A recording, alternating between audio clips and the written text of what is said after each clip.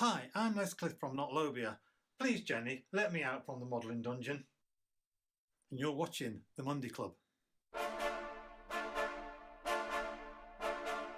It's Monday, it's 7 p.m. and the Bronx are on parade.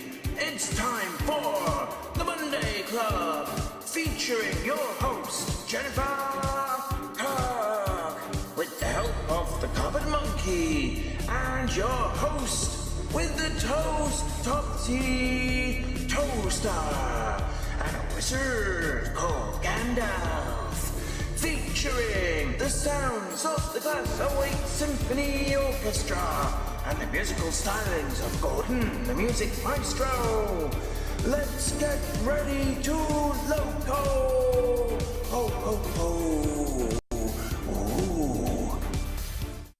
The Monday Club is proudly sponsored by TMC, the Model Centre. Check them out at themodelcentre.com. The website features extensive stocks of new models as well as selective pre-owned items where you can track down that bargain you've always wanted. Pre-order with confidence all of the forthcoming models from all the manufacturers. TMC also offer a renumbering and renaming service so you can get the exact identity of locomotive that you want. Why not also check out their value weathering, or go for something incredibly special with their bespoke service where you can choose from a more extensive weathered look right through to custom graffiti either off the peg or to a design of your choice. Check out TMC today at themodelcentre.com and start your model journey. A big hello to you. It's so great to see you and I hope I find you well. Now, I'm feeling a lot better than last week, but still not 100%, as you can probably tell from my voice. So if I descend into... What's wrong? The roving camera doesn't want to work. How strange. Yes, we've lost the roving cam. Okay, try a different angle of the dangle. No, there we go. But that's weird. The light didn't come on. I wonder if we've got a loose connection. Hold on. Have you loosened the connection on ours? Yeah, we've got a loose connection. That's okay. Right, so, anyway, great to see you. Hope you find you well. So sorry last week we couldn't go to the West Hill Wagon Works new shop opening. So I've seen the photographs that people have been sharing online, and that went down really, really well. So I hope that it is really well frequented, and that when we eventually get rid of this cough from Jen, we can actually have a visit. So a big hello to Robert Becking, Leslie Gilpin Railways, Joshua W56, Francis Wadsworth, Ralph Daly, Patrick Ling, Richard Knowles, Ham Shackleton, Ben Tullett, Harry Sedgwick, Mike Lane, TT120, Peter Jackson, Cheadle Heath, Maths Whole Rail, Josh, Dong, it's Model Railway, Zantec, Iron Horse Railway, Andy 81E, Namar Gamer, I can't read that. Gamer, it keeps moving every time I'm trying to read it. Oh, it's gone off the top. Really sorry. Name a Gamer YouTube. How is everyone doing? 247 Trains says hi you. Hi ho. B Mozza, Francis Wadsworth, Harry Sedgwick, Alex Dent. J. Paul Anderson says evening, Jen and Monkey and all. So it's so great to see you guys. I hope I find you well. And today, as you saw from the thumbnail, not clickbait in the slightest, we're talking about the health of the hobby. But first, Jenny, do we have a sponsor? Yes, you might have remembered we played a video all about it. So today's sponsor is TMC, the Model Centre.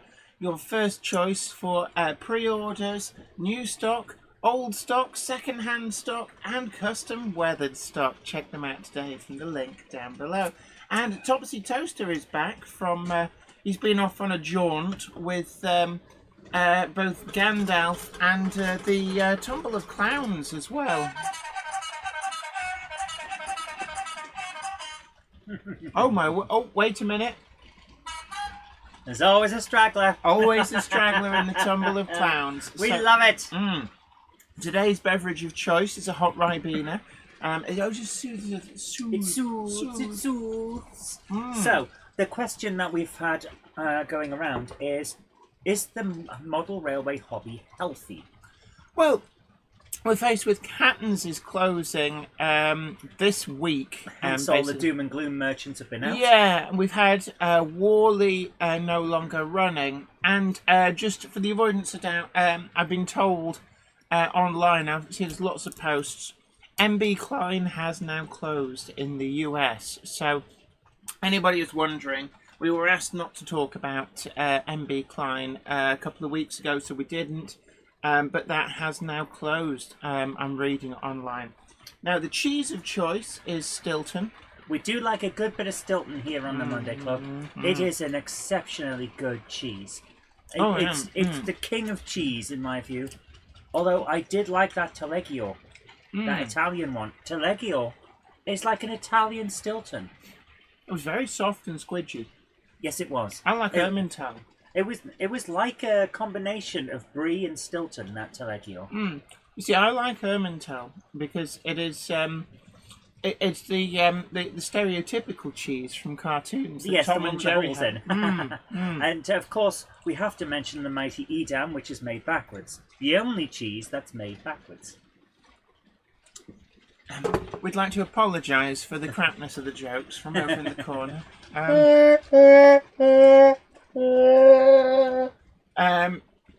Jenks Blue, it might either Jenks, is it Yanks or Jenks? I suppose it depends on whether you it's Dutch or traditional American pronunciation. Says hello from Middle America, beautiful layout. Thank you so much. Just make the text one size bigger. You want me to do what? Now, some in buttons the like news, it's my job. In the news, Rapido Trains have announced yet more models. I mean, there's hardly a week goes by without Rapido. You know, they get through some announcements in a Rapido fashion. And certainly the one which I think is going to prove popular is currently on expressions of interest. And that's the 01, but in the Bluebell blue livery. So if you remember, there was a terrier that was done in that livery. And that was actually done by Hatton's Originals. Is incredibly popular. They have announced the second run of that, which I do believe is going ahead. But the 01, I don't believe it actually ever ran in that livery in preservation. But they are offering it up. Richard Knowles says, I think the only thing that is fatal to the hobby is tribalism and gatekeeping from certain factions, i.e. the fun police. Yes. Yeah. Like what you were talking about in last week's stream. Yeah, and one of the things when you drill down into it, it does seem to come up again and again that organisations have certain attitudes like, oh, we've always done it this way. And it's the main reason I never got involved with the Model Railway Club. But in terms of, people thinking that this is a new phenomenon, I'll be honest with you, I can remember back in the 80s, people talking about how certain model railway clubs were very much in the ivory tower. Oh, we do things this way. Not just the clubs. I remember what you were saying about some of the magazines. It's like, and of course we produced this piece of the layout using the Smith and Watley method, detailed in issue 16 of this magazine from 1957. Dude, and we haven't got access to that. Yeah, looking at you, Railway Modeler, you used to do that probably about late 90s up to about 2000, 2001. And it's actually the reason that I stopped subscribing to Railway Modeler was I found it very inaccessible. And I can remember at the time saying to people that what did it for me was there was an article in the Railway Modeler in probably about 2001 where somebody described the ballasting simply as, and we ballasted the track in the like the Pritchard Smith method as outlined in the August 1955 edition of this magazine. And I thought, well, for the rest of us, what the hell was that? Yeah, dude, that was 50 years ago. Give us a break. I found that to be very ivory tower, and it really irritated me. And I actually started subscribing to Continental Modeler, which, although it is published by the same people, I felt that it had a much more accessible attitude with the staff at the time. and it wasn't that I wanted to model continental or European outline stuff. It's just that I found the modelling techniques, they were prepared to explain their methods. They weren't actually frightened of trying anything new. And I found that actually quite refreshing. Yeah. And of course, that we're not trying to bash the magazine as it is now, because it's a very different beast now. Yeah. Yeah, time-honoured method. Dongit's Mother Rose says, I remember reading the phrase time-honoured method and wondering what the hell that actually meant. Yeah, so this elitism is nothing new. And unfortunately, it's not even limited to this hobby. Every hobby has this. There's that certain group, and they won't share their techniques because they think it makes them special. Yeah. What it actually does is mean that they're not part of the group anymore, because everyone else peels off and goes somewhere else. Yeah, Ben Tullett says, Railway Modeller did seem pretty fun, police, but recently the magazine seems to be on a par with Hornby magazine. I love the way that people have gone onto the fun police that I mentioned last week, and it's now everywhere. Good. Oh, thank you so much, Scanman. Very, very kindly donated $9.99. Says, greetings from Montana, returning from the Amherst Model Railway Society show in Springfield, Massachusetts. One of these days, I would love to go to that show. I've seen pictures, actually. I think Sir Ken of Patterson, everybody big up the What's Neat This Week posse. And there's some really good pictures going around. It's one of the shows I wouldn't mind doing in the US. And actually, it takes us back to the Hattons thing. Because they were doing the Amherst show in previous years, which does seem quite bizarre for a UK-orientated company. But not if they were actually scouting around looking for ways to get into the American market, which they may have been doing. I'll be honest, and this is, I know Richard Davies does watch this, so I'm not having a go. Hi, Richard. What I do find a little bit odd is why you would buy a company in the US that's actually older than Hattons. Hattons 77 years. MB Klein, I think, something like 114 years old. Wow. Only to wind it down a few months later. It does seem quite strange. But we don't know. This is the thing that I had to press upon people at the time as well as now. We don't know all the ins and outs. All we can do is speculate, and sometimes that's not for the best. No. We just don't know. But let's remember that some of the behemoths of the hobby have collapsed in the past. Hornby has. Well, yeah. The Hornby that's around now isn't the Hornby that started. It's not even the one that took over from the one that started. So, Hornby has gone bust quite a few times, and I think probably the first biggest casualty in the hobby, you're talking about 1960s, Hornby 00 and the Meccano Corporation. You're talking about one of the the biggest manufacturer, certainly one of the two big manufacturers in the UK going bust.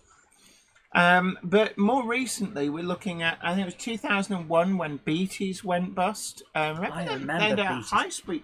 Beatties were great.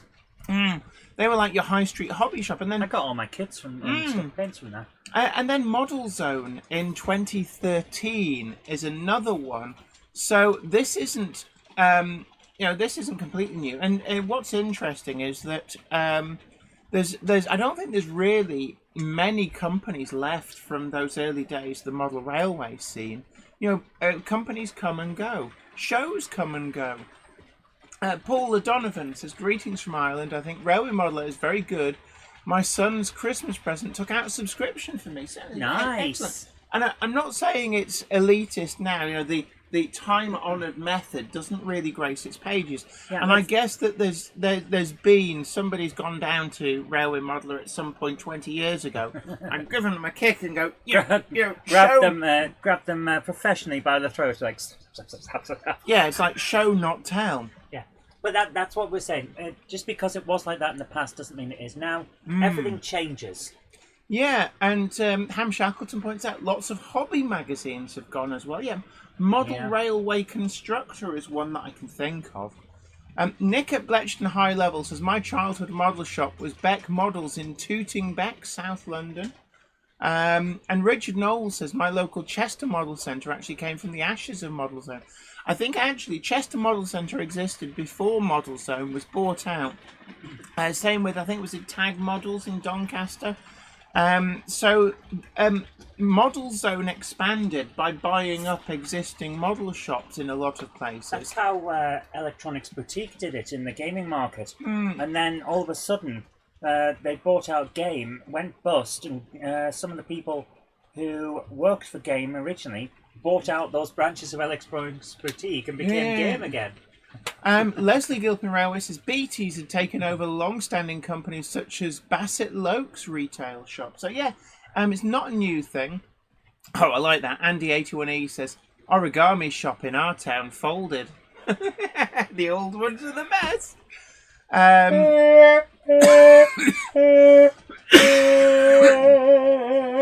Neil S. Yeah, Model Rail was a game changer. I did get into Model Rail, and funnily enough, Model Rail gave me my first break in writing for magazines.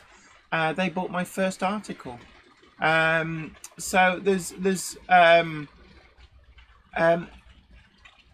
lot of good things came out of some of the new wave of magazines. You know, we saw Hornby magazine, BRM, and Model Rail kind of turn up and shake things up in the 90s.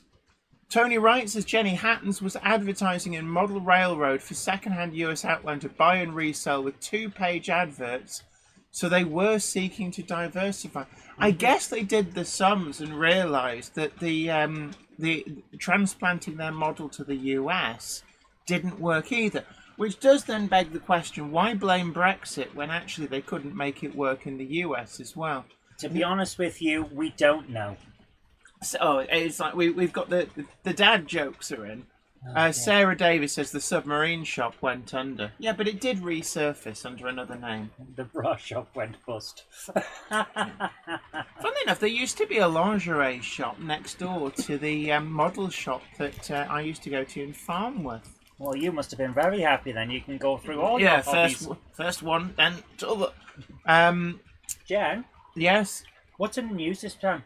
I was trying to tell you, and then you talked over me. So we talked about the Rapido Trains 01, this livery. I think it's going to be popular. You do need to get that ordered. But there's also a couple of Great Western Railway wagons that they've announced. Now, I'm sort of flying from memory here because they haven't sent us a press release. And it's like we always say, it's like, well, if you don't send us the press release, how can we help you promote your product? Yeah, and if we don't know, we can't tell people. Oh, and the other thing as well is that the Cavalex 56 is finally out there. So people have been long awaiting the Cavalex Class 56. That is now in the shops. So people really been looking forward to this, I must admit. From what I've seen, every time I've seen the Cavalex boys, it does look really, really good. Although, I keep looking up and so it's like sales of starter bras are a little flat though. But yeah. We're going to get in the mother-in-law gangs in a moment. J. Pedro Roca says, is it true that because the Brexit model railway shops are closing in GB? No. No, it's not true, because you think, for most model shops in the UK, the vast majority of the market is in the UK. So Brexit doesn't make a difference at all. Because the models were coming from China, so they had to have import anyway. Yeah. They're being sold in the UK, so nothing's changed. Yeah, and unfortunately, it does seem to be the lazy shorthand to blame Brexit when actually there's more complex things you know exactly what's going on there. There's a very vocal minority who don't like Brexit. And they like to shout and scream. Will Tucker says, my Kerno GWR steam rail motors arrived exquisite. Absolutely. Kerno Model Centre has been advertising that. Another one that we've been looking forward to for a very, very long time. So, we've never had so many new models. And, we've got a lot of new companies as well. Yeah, there's loads more now. Yeah, I mean, when I first got back into the hobby, really, you just had 3. You were looking at Daypole, Bachmann and Hornby, and then maybe like the tail end of Lima as they were going through their death throes. But in all honesty, now, you know, we've got a Curascale, huge Behemoth, Cavalex, and a wealth of small companies as and well. this is exactly what always happens. It's the evolution system.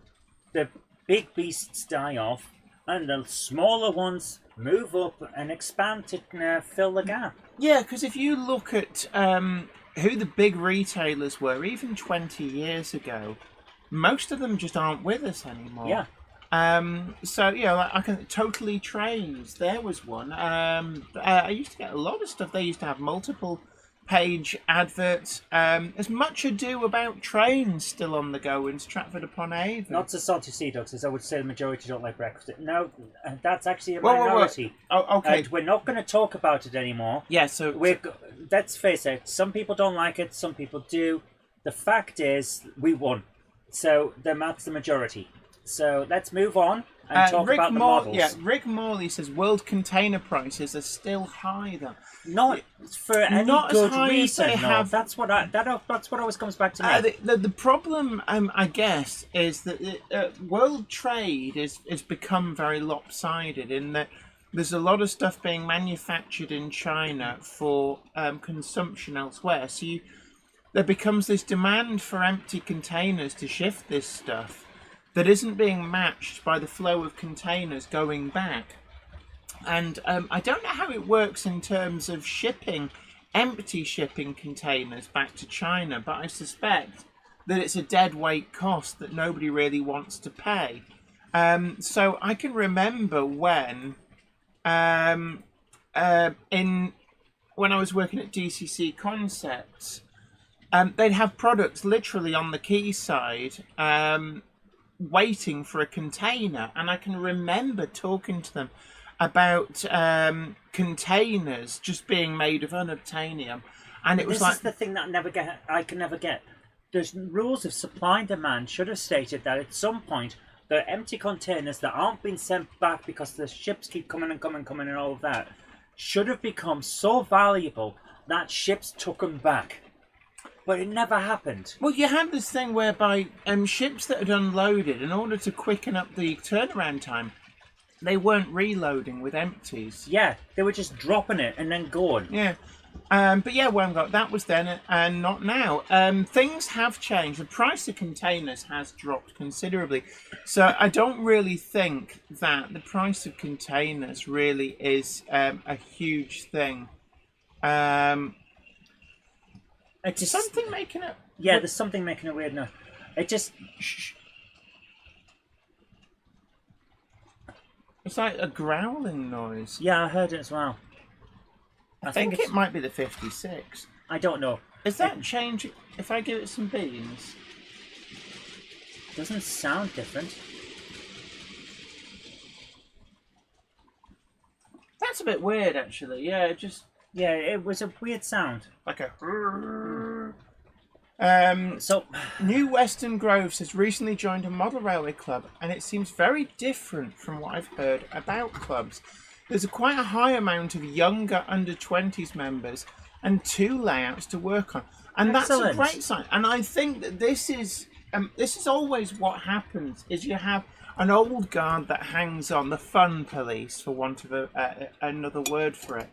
And eventually, new people do make their way in. They persevere, and the people who were in charge in the 80s at a lot of these clubs that was putting me off aren't there anymore. So there has been change, but I think unfortunately, railway modelling. I've noticed this that maybe it happens in other hobbies as well. But you get some people with some very strong opinions on how things should be done. I've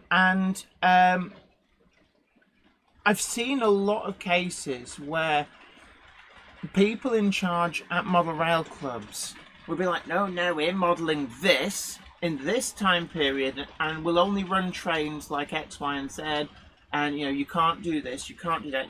What I always dubbed can't do merchants. And I always hated that. But I think, is that in the gaming industry? Do we have the can't do much? It's like, oh, you Yes. can't do this and you can't do that. The gaming isn't quite as set in its ways, though. It became very factionalized very quickly. And as a result, you can't have as many people who say, oh, you can't do this, you can't do that. Because everyone tells them to pee off. But You've got to remember, gaming is very much player-centered. You are the center of the universe. I guess so to you have don't someone else come in and say you can't play your way when the game literally rewards you for doing that doesn't sit right, and we end up with conflicts, and that kind of person But gets do you pushed get out. people who sit there and go, oh, Duke Nukem shouldn't wear that, he never used to. And or like complain about you the get colour that. of Sonic's hat or something. Oh, it gets worse than that. It's like, you can't have a woman running the front as the protagonist in this show because of X, Y, and Z. It's like, and everyone else just goes, get back in your cage and don't come out. 3B Rail asks, what trains are running tonight? Well, we've got City of Lancaster is currently... Hey, we haven't changed the angle, actually. So I'm going to press a button and eventually the camera will come up. Sorry about that. So we've got City of Lancaster is coming round. I do love a Princess Coronation. And I quite like the Midland region maroon that a number got painted in. So you'll be seeing it hoving into view at the top of your screen now. It's fitted with a HM7000 decoder. And at the moment, I'm trying to do a bit of stress testing. I've got 10 HM7000 decoders in locomotives live on the track at the moment. And just seeing how well everything's running. So anyway, that's doing the rounds with a rate of mostly Bachmann Mark 1s in Southern Region Green.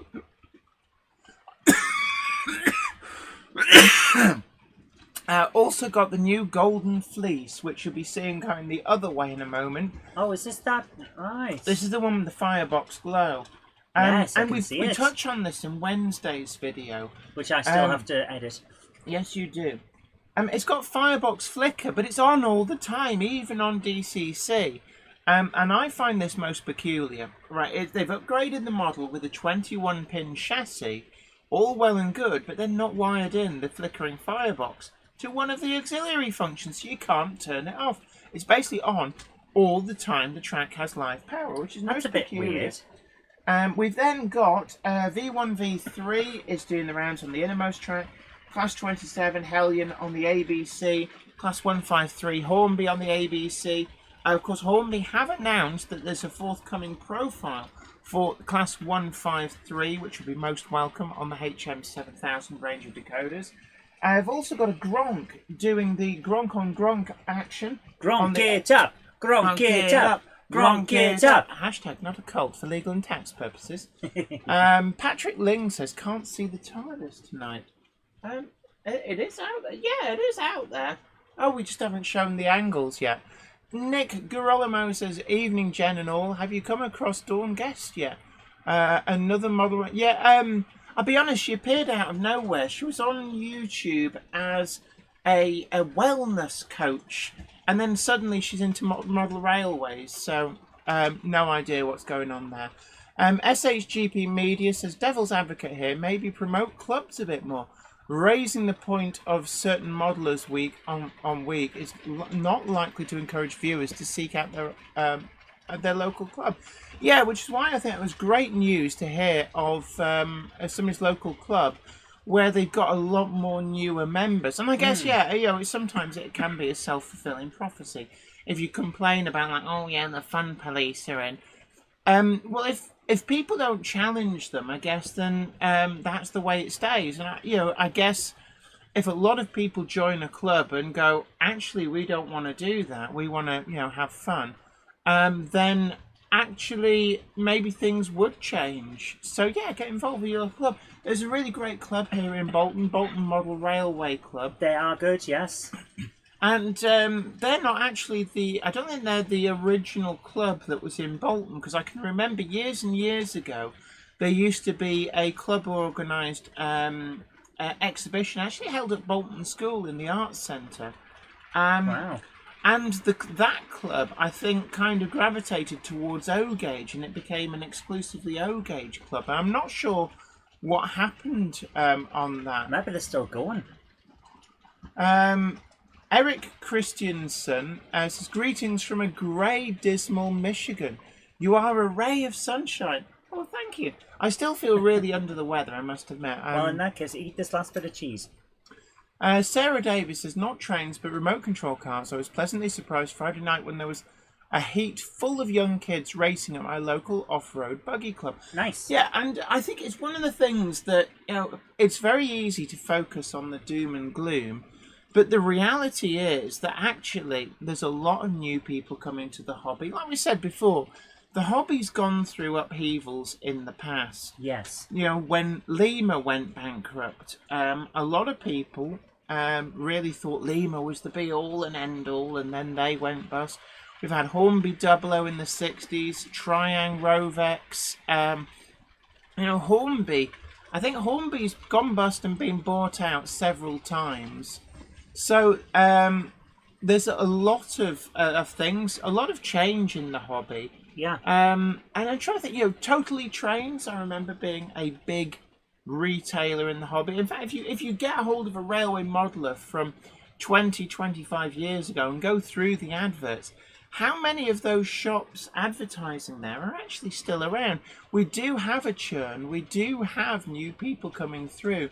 And, we're seeing a lot of new models announced. I can remember when, there was the same, 6 or 7 locomotives year in, year out in a manufacturer's catalogue. And we didn't get many new models. Now we're looking at double-figure new locomotive releases every year. And it does seem that it's very easy to kind of not see the wood for the trees. Because, quite frankly, we've never had it so good. I was thinking the same thing. The amount of stuff... I think it's just the nature of clickbait these days. The news no longer reports the news, it tries to make it. And that's a major issue. That's a discussion for another day, where the news is not the news anymore. It's what it wants you to think. And they click onto anything they can in order to get clickbait. It's just very annoying. Well, so they say, the hobby's dying. No, the hobby's never been more healthy. I think that came about because of the rise of the 24-hour news culture. Yeah, they needed to fill the time. And then all of a sudden they realised that news could be activism. And it should never be. They should never be the same thing. Yeah, so Pete Waterman's been on, I think it was on one of the BBC news channels. It might have been Sky.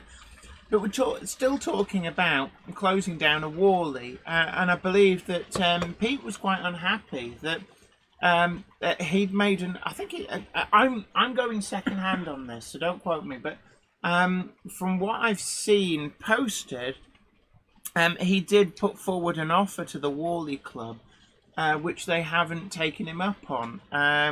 But I think the fundamental problem is that the people who've been organising the show for probably several decades, they want to retire. And I can't blame anyone for that. If you've been doing it for a huge amount of time and you just can't keep going, then of course you've earned your retirement. Yeah. And people should never feel that they're beholden to everyone else. And Krista Duke says, we really like our club. It's friendly and good for learning. Good. That's exactly what we need to hear. Yeah, that's what we like to hear. And I think as well, there's been a lot of new things come to the hobby, like 3D printing, and the rise in DCC control and everything that brings. And what we're seeing is, in some respects, maybe there is a tussle between young and old. Whenever you read posts and threads on internet fora and Facebook groups, there does seem to be a very tribalistic nature between different camps of people, and it's almost like people want people to do things their way to justify them feeling that they're doing it Yes, right. but you'll never get rid of that. That's in every walk of life. So In gaming, we call it the console wars. Yeah, and Because, my mum bought me a PlayStation, therefore PlayStation's the best. Yeah, Because if I don't have the best, then I'm wrong, and I don't like being wrong. And one of the things that you see all the time is the people who... Somebody will ask a question about DCC, and you're like, always, you can bet your bottom dollar that there's somebody who'll rock up and go, oh, DC is just good enough for everybody. You should run your trains on DC. And it's like, that wasn't what was being asked. Get back in your box. That's not what's being asked, Mr. Fun Police. But we're seeing more and more a rise in younger people, quite often, not always, but quite often younger people, who are... very keen into other aspects of the hobby that just didn't exist 10, 20 years ago. Yeah. And, I think that what we're actually living through is a changing of the guard. We've got a rise, a meteoric rise in new technology that I suppose is coming in quicker than older people can kind of assimilate and adjust to. Not everybody. There are older people like me. I went DCC, did manage it, got my head around it. But I think that we're kind of seeing as well some of the newer companies coming in as well and mixing things up. And we've got old established companies like Bachmann and Hornby almost like struggling, because when you're the establishment, it's actually much harder to reinvent yourself and to adapt than if you're coming in from outside, from fresh, like not the Curascale. Not even just that. It's a problem of scale. Let's look at it from the point of view of Hornby. They've got their shareholders that they have to deal with. They've got a requirement to keep the shareholders happy. They've got a management structure that has to be consulted. Meanwhile, you've got A, B, C, D, E, and F companies over here that have got like 2 or 3 people running it. Yeah. They make a decision over lunch like that. Yeah. Mark Wilson says, I like Pete Waterman's team, both old and young guys, the younger stretching the technology. Although they did hit a brick wall because they've gone down, I think it was the mega points route, and found that there is an upper limit when you have a massive layout and saturated bandwidth. Which, of course, you wouldn't know until you tested at that kind of scale. There is that, yeah. But John W. says TARDIS by parcel vans. Yes, it is. It is, yes. So here's another thing that I want to talk about. Hornby, I don't think are struggling. No, I don't think they are either. I think Hornby are actually doing a very good job of reinventing themselves. They're doing a great job. That HM7000 is a game changer. Yeah, I think with HM7000, they've come upon something which is a paradigm shift in the way that model railways get controlled. And they come in for a lot of criticism from some people, like, oh, why didn't you do this? Why didn't you do that? It's like, you're always going to get that. But for the vast majority of us, actually, we're quite enjoying the system. And it does feel like Hornby has got out of the rut that they were in. Ruben Ashwell, yes, the TARDIS has been found.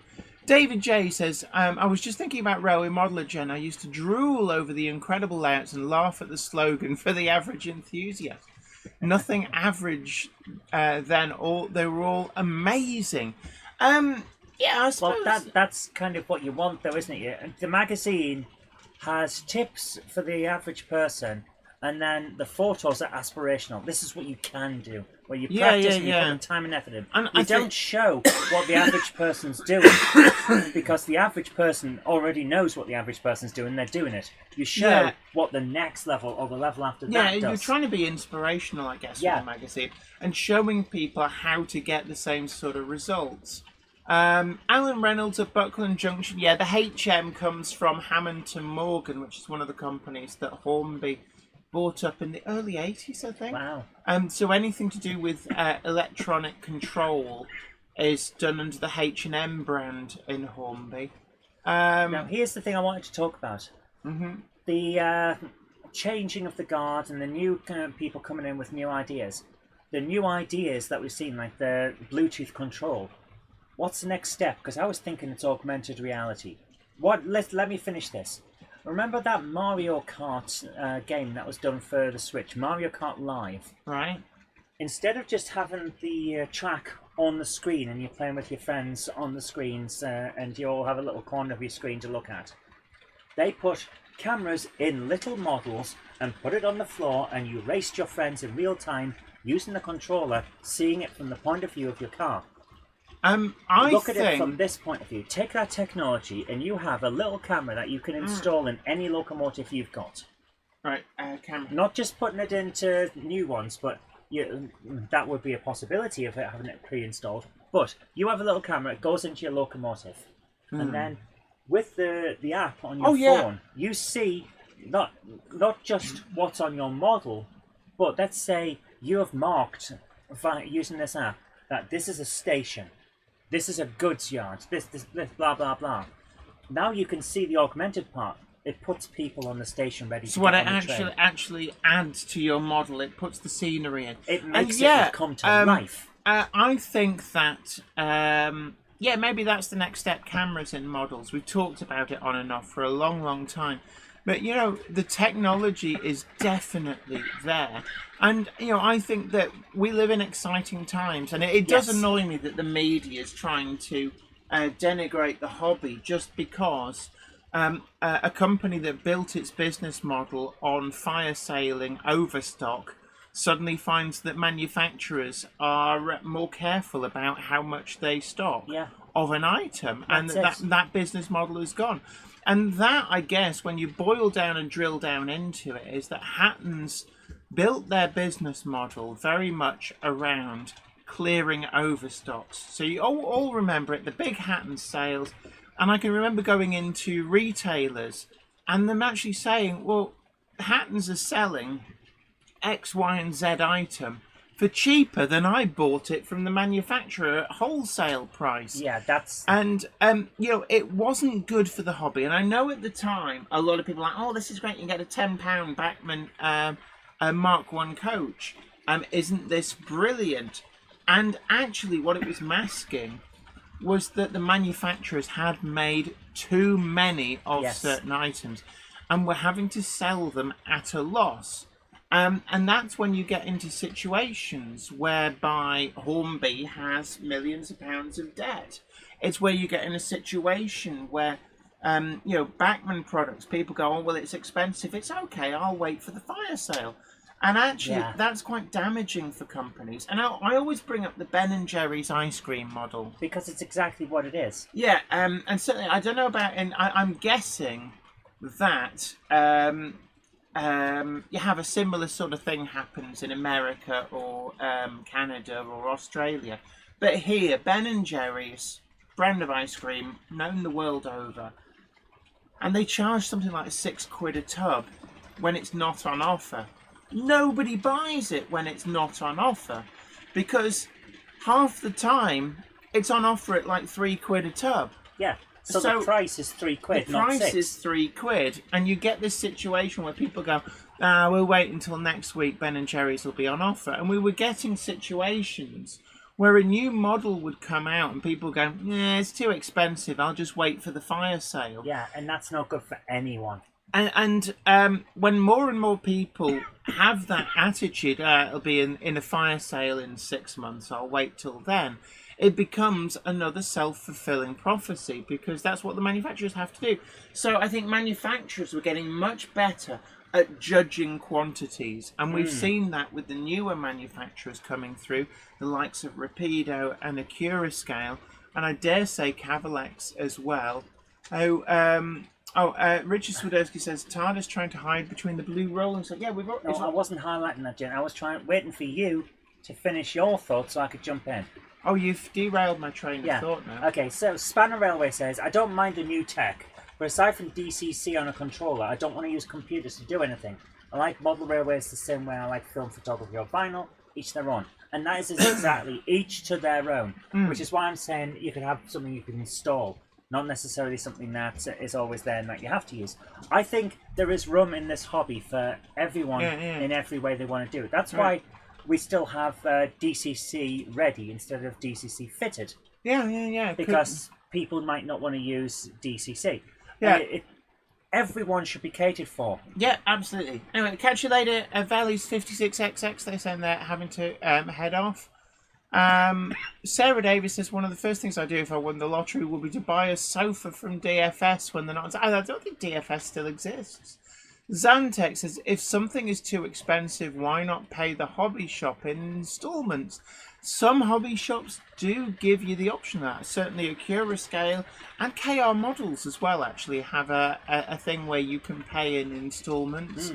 But yeah, no. To go back to the business model that Hatton's had with the getting in the overstocks and then sailing them out, there just wasn't the stock to do that.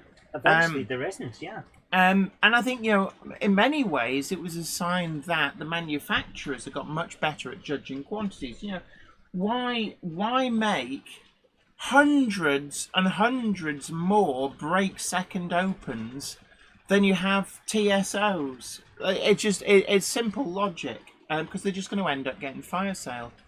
Raymond Legg says companies are releasing too many niche market models. Niche market models. There is a bit of that. I think as well. It works. I mean, I can remember in probably about 2001, 2002, I had a good job, not too much in the way of overheads. And, Gwian Reese Davies says, just check, DFS looks like it's still around. The day the DFS sale ends is the day the 4 gunmen of the apocalypse walk into town. Andy Stewart says, have they got a sale on still? Yes. Walter Hope, Valley Railway enthusiast, hello to you. But yeah, no, going back to too many, I don't think there's too many, but I think that it's almost like we've become quite spoiled. There's so many different models, there becomes this temptation to like, oh, I need that, I need that, I need that, I need that. I can remember as a kid, you bought a single 264 tank locomotive and you were happy with it. And, I can remember thinking I had a lot of models as a kid when we had about 30 locomotives, me and my dad. To be fair, you did have a lot of models as a kid. And that was considered a big collection back then. It was a big collection. So here's the other thing that I think needs to come back to a certain level. The always in stock model. Remember back in the day, Hornby would have a catalogue and it would be, these are our models. And you knew you could save up and buy it, and it would still be there. You'd see it in the shop in the January, and you'd save up, and by sort of June, you'd saved up enough money, and you could go in, and it's still there, and it would still be there. These but days, you can't do that with a lot of them. I think the problem is that from a model shop's point of view, you can't have stuff on the shelf that sits there. That is true. A big hello to Wardle Restorations. Great to see you, and I hope I find you well. I can remember having a talk with Bolton Model Mart, now Nuffy's Models, and I bought a Hornby Class 31 in Regional Railways livery that he'd had on his shelf for about 5 years, and he sold it me at a really good price. And what he said to me was, he said, there is no point in me stocking that item with hindsight, he said, because 5 years of depreciation means that it's cost me money for that to be sat there until you bought it.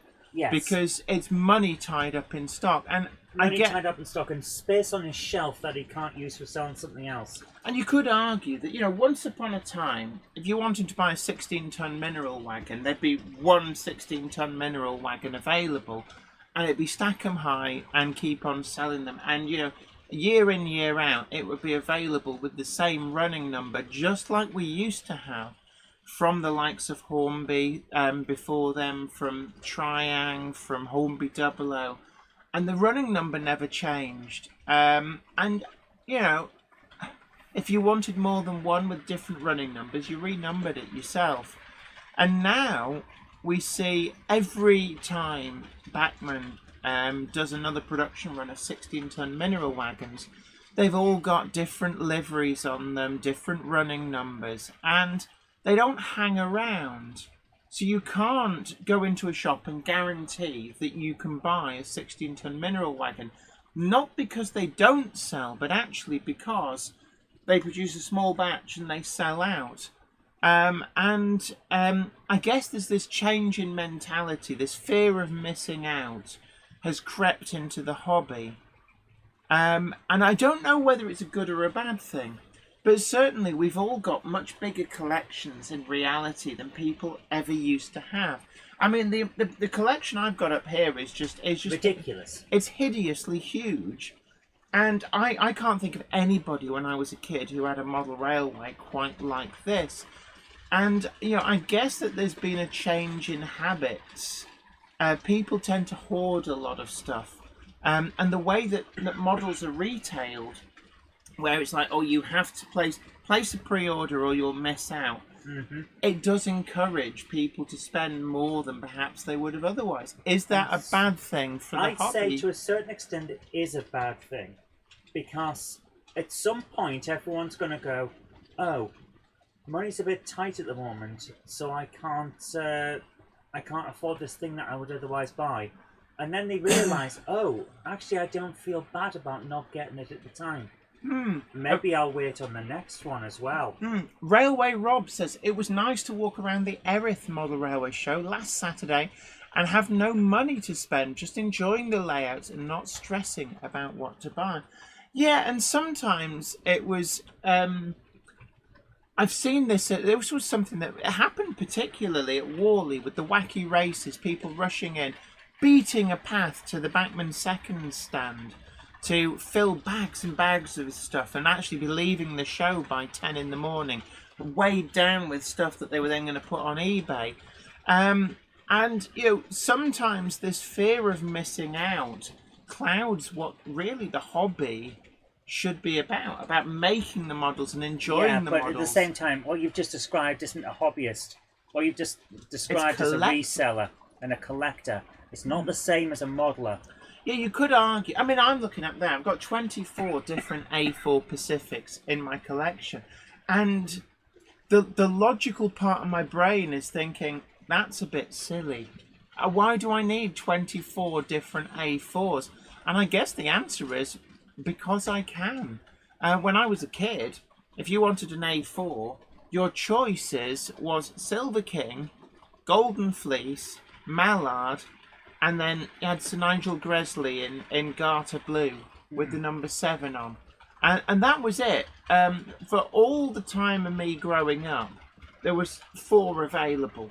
And that's what you got. I actually had 2 Silver Kings and 2 Golden Fleeces and 2 St Nigel Gresleys. Why? Because we bought multiples. So here's an interesting point from Ham Shackleton. Uh-huh. Pre-order to make sure you get a model is okay, but when the estimated deliveries are 5 or 6 years, you start thinking, will I still be here by then? And it is an interesting point. Yeah. That's why I like what Bachman's done, with its rolling announcements. Like, here's the one. Whoa. Here's the one for next X, Y, and Z. God grief, that is still going. Yeah, it's got to stay alive. Right, hit the reset. Okay. Hit the lever. So with... I have no idea what tripped that.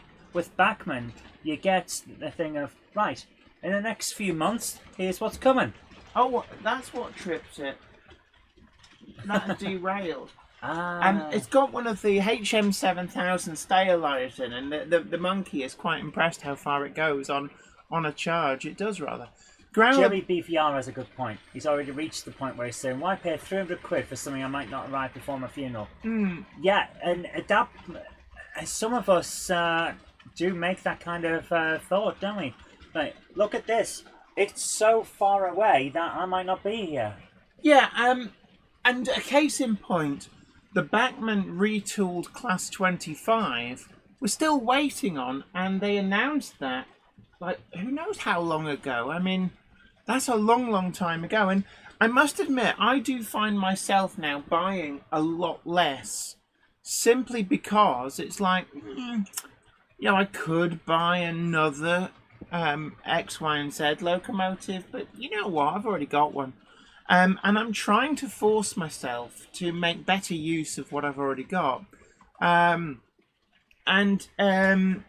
I mean, one of the reasons we've got weird combinations of coaches up here is I started just fishing different coaches out of the fiddle yard. So we've got these Southern Region green. What is... That is weird. Okay, there's something around here. That's in the same position, and that's in the same position. Hit the reset. I am going to... I'm going to stop this one. Yeah, this is coming off the track. It's decided to just start coming off the track. So something's happening. So I'm going to stop that one for now and see if that works. The problem. But yeah, and it's why I really liked, actually. I thought when Bachmann started doing the quarterly announcements, I thought that was a great move. It's more manageable, and I know we all get really excited by the Hornby announcements every year, but I think Hornby are going to a multi-announcement over the year. I think they did mention that, yes. And, Zantek says, Gandalf! Jennifer Horton said she was late. A Monday clubber is never late to the wagons, nor are they early. They arrive precisely when they mean to. Oh, Topsy's, Thanks, Gandalf. Topsy's getting excited. So there we go. Hello, Topsy. There we go. Oh, the toast's ready. Gronk it up. Gronk it up. Gronk it up. Not Not a cult for legal and tax purposes. The Gronk It Up cult is not a cult for legal and tax purposes. Your mileage may vary. Yeah, and Chris Johnson, interesting point. I get a lot of pleasure from buying second-hand items at shows. It's a bit of a lottery sometimes, but I find that's half the fun. Yes. Yeah, and as we showed in our bargain hunt video last week, there are some great deals out there. And I think the hobby's never been so buoyant. We showed off quite a few different locomotives for under £100. And certainly that went down a treat, so much so I think we might be doing another one of those at some point. Aaronville says, to make fair use of all locos, wagons and coaches, how about use them on a rotation, which means a large spreadsheet for you to organise that. That sounds like work. Oswestry Road TMD says, I missed the first half an hour. Oh, that is an admission of lateness. A Monday clubber is never late to the wagons, nor are they early. They arrive precisely when they mean to. Thanks Gandalf. Oh, Tumble of Clowns are in. And, there's always a straggler. So, Tumble of Clowns are back from their enforced holiday. So, Jen, can we say... can we make a conclusion on tonight's topic? Is the model railway hobby still healthy? Absolutely. And I think, interesting points people are making, that if we moan about model railway clubs but don't actually go to them, then nothing will change. But a lot of people have put forward that they have some really good local model shows, clubs even. And yes, I guess if enough newcomers go and join a local model railway club, then I guess they have to adapt to cater for the new members. You can't just have one person going, oh, but we're modelling a GWR terminus in 1956. And but they're not all like that anymore. That's what people are saying, Jen. Yeah, so I have to absolutely, ask a question. I have to question of you. It's probably a long time since I went and got appalled by model rail clubs. I'm actually 20 years out of date. Is your view of model railway clubs clouded by the experience you had as a kid? Yeah, I guess you're right, actually. Yes, I'm the problem. So I am going to cut that bit out. Yes, you are. You're going to play it on repeat to you. Yeah. The Growler Blackwood N-Gauge layout says, soon be time to send you a Blackwood N-Gauge video as the track laying is complete on the side of the layout being remodeled. I look forward to it. Nice. Heartfilia Railway says, apologies for also being late. working on setting up a Discord server for the model railway community. Good luck, because we did one. Yeah, did people use it? Nope. We do have a Discord server for Monday Clubbers and anybody interested in model railways. Unfortunately, with a lot of these things, you need a critical mass, and unless they reach critical mass, they tend to wither and die away. Yes. Paul Bryan says Pete Waterman in a recent Megapoints video talked about 3D printing shelf life. For inanimate objects, it's fine, but loco and coach bodies can degrade. Absolutely, and I found that with a few things. I got sent some 3D printed wagons a while ago, and they're already starting to degrade. It is an unfortunate fact that 3D printing is still in its early days. Yes. So, it is a worry if you invest heavily in models that are made doing 3D printing, that you could get the equivalent of Mazet rot. And we all remember there was the original Hellion 47s had issues with Mazet rot. The Hornby Class 31s. There were other models as well. Actually, there's a list on RMWeb which lists all of the different models known to be affected. Okay, SHGP Media, yes, you used it, I used it, a few other people use it. Where this Discord server is still there. Oh yeah, and you can join it right now. And you need to encourage other people to. The link is pinned at the top of the Monday Club Facebook page. It's also pinned at the top of the Gamehammer Facebook page. The problem is that our community likes talking on Facebook, likes talking on the Monday Club, likes talking on the other live streams that are going on. I'm not entirely sure a Discord server is actually needed, given that we all show up at various places. However, there you go. B2000RO Toys Channel says, hi Jenny and Zoe, my 3D printer is back on track. Now I'm back to building up my large-scale Henry. Oh, excellent. Looking forward to it. And Flymo Chairman 1 says, check out Perth South, a meeting of so much tech and accuracy in modelling a set station. Cool. I think my 56 is getting a bit notchy and clicky. Can you hear that noise? Yeah, I can hear it. I don't know what it is. It sounds like a wagon that's wobbling a bit. No, it's actually the... Yeah, I've got some... Take care, Francis Wadsworth. Thanks for coming along and have a great night. Big hello to Mac Navi says, no problem here with years of 3D prints. Yeah. It must depend on the material used or treatment. There is that. There is a big thing with that. And it's like I was saying earlier, 3D printing is still in its infancy. So we don't yet know what's the best for long-term use. Absolutely. Right, I'm going to change... my 56, I've got my Hornby 56 out. Look at that. You can see the Stay Alive still doing its job. All the lights are still on. Look at that.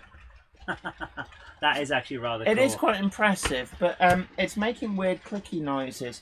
So I'm going to put a 73 on. Number 73. I knew you were going to do that. Well, of course I was going to do that, because I know you are expecting me to do it. So, you know, these things happen. We're going to get a Class 73 on the tracks. Haven't run one of these in a long time, so again, this is another one of those need to get around to using what I've already got.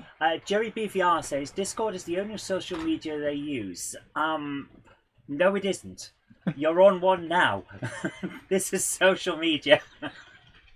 It's just a very different style of social media. I actually prefer YouTube because it's given us what I always wanted as a kid.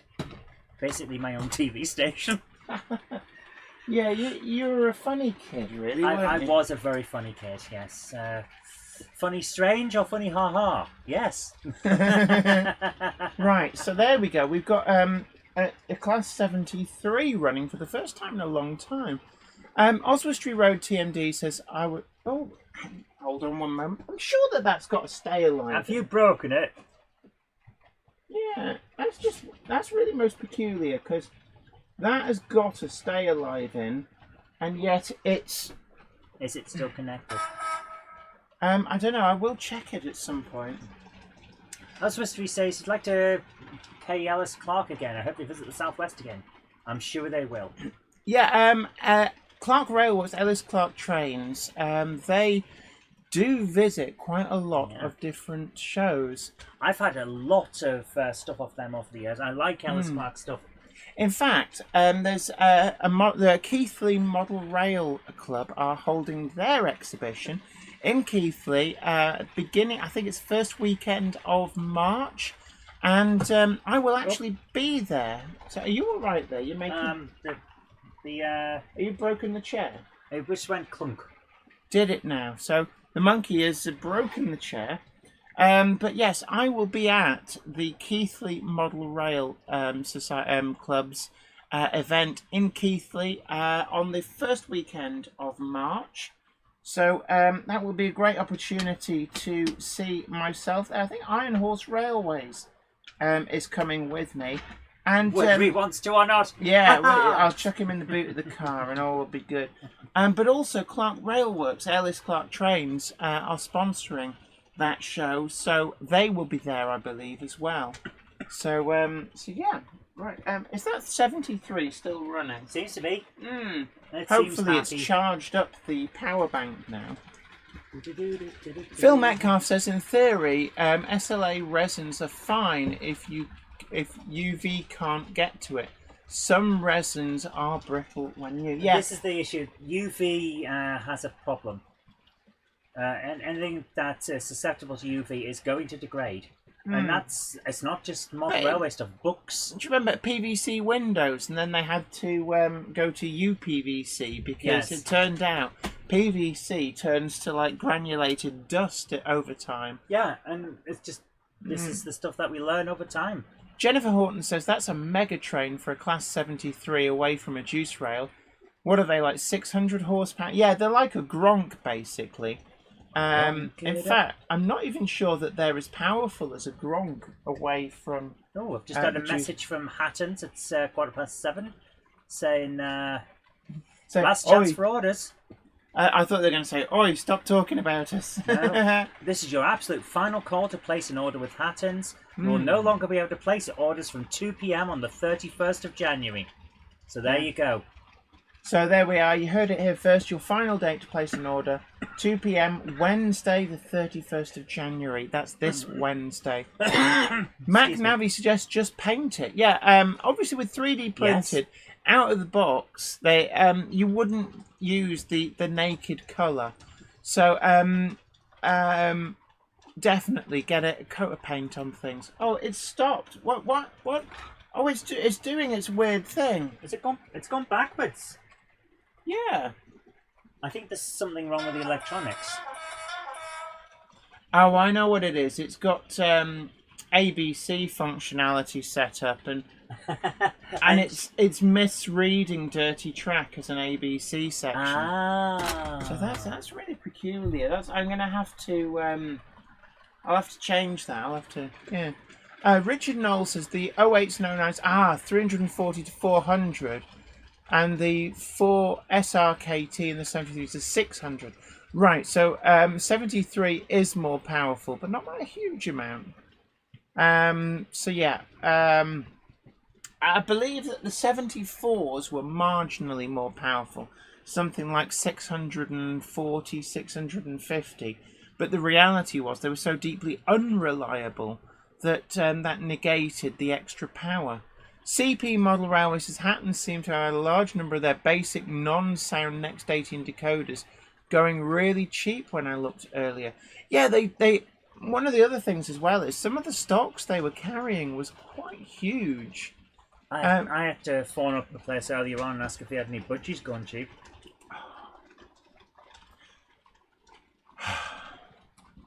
What? There's a trombone player who... March West Junction TMD says Worley MRC Club Room has an open day on the 18th of February. It's free entry and free parking. So definitely, if you want to get involved with the Worley Model Rail Club, maybe it's your aim to find a way to get the Worley NEC show back up and running. Well, one of the reasons they listed was that no new people prepared to come forward and put the time in to do the organising. It's an awful lot of organising. Oh, absolutely. It's practically a full-time job. Yeah, I mean, it's I remember... not something that's taken lightly because you fancy it one week. And there was a guy called, I think it was Tim Holt, who used to organise the Cumbria Steam and Vintage Vehicle Show at Cark Airfield every year. And it was a full-time job. That's all he did, was for the entire year, he organised their show and dealt with all of the stuff like the hiring out of tables and marquees and everything. And it was a full-time job for him. It is a big job. It does tend to suit people who are retired, but I think everybody eventually goes, you know what, I think maybe it's time I had a rest. I can't blame Gwyn- them for that. Gwyn Rees-Davies says, I found the Hatton's decoders to be quite buggy and unreliable. I found exactly the same.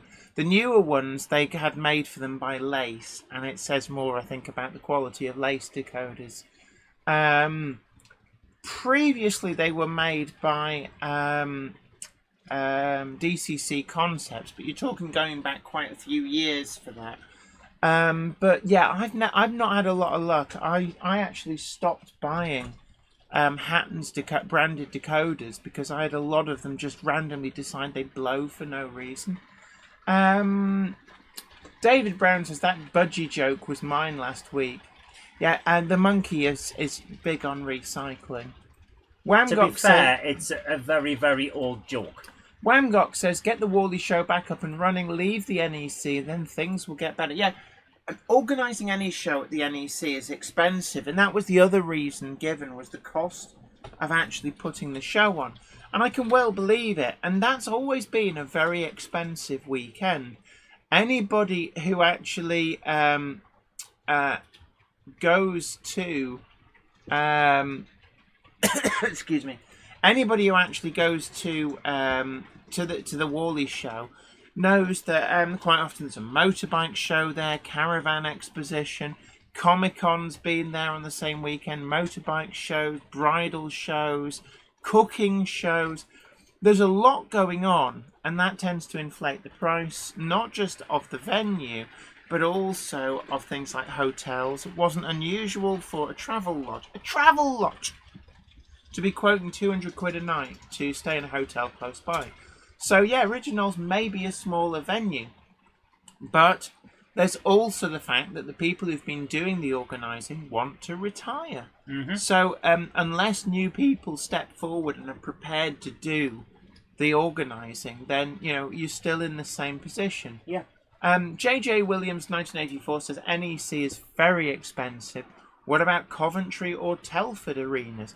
Yeah, and it's one of those things, and sometimes we've seen with Great Electric Train Show that they can be a victim of their own success. They actually, this last year, reached a point where they maxed out the venue's capacity, which became a problem in and of itself. Wasn't a problem for me. I was sat behind the KR model stand. Oh yeah, we with a were pint of already in. Guinness. But no, I mean, if you actually ventured around, it became very difficult to move Oh around. yes. And I think that maybe actually one of the best things is supporting the smaller local shows. And I had a great time at the LNY DCC event in Burnley. I've been for the last couple of years, and it's quite a small show, and I thoroughly enjoyed it.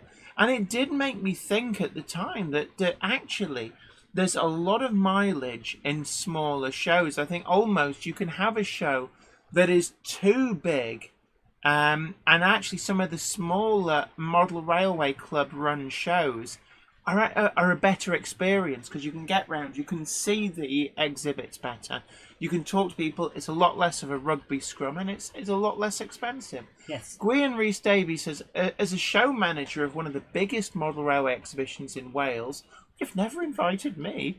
I find it very... I'm just joking with it. Mynydd Tatus available, as is Four Seasons. I find it very exhausting and sometimes a bit of a thankless task. Yes. Absolutely, because... and that's a thing that will grind you down after a while. Yeah. The thanklessness nature of it. People just expect it.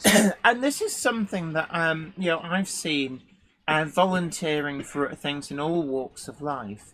You'd have the hardcore of people who are prepared to put the time in the backroom stuff, making things happen.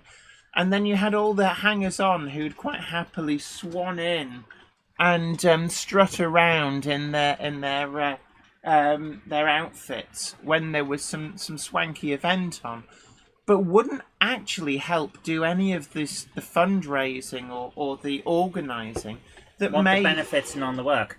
Yeah, and I've heard You that see that in all walks of life. and I've heard that said by a lot of different organisations, not just in the model railway world, but things like Scouts, Sea Cadets, Air Cadets, Army Cadets, Guides, all of these different groups. Local political groups. Yeah, you get the small group of people who do put the legwork in, never get the thanks, often are the ones getting overlooked for, like,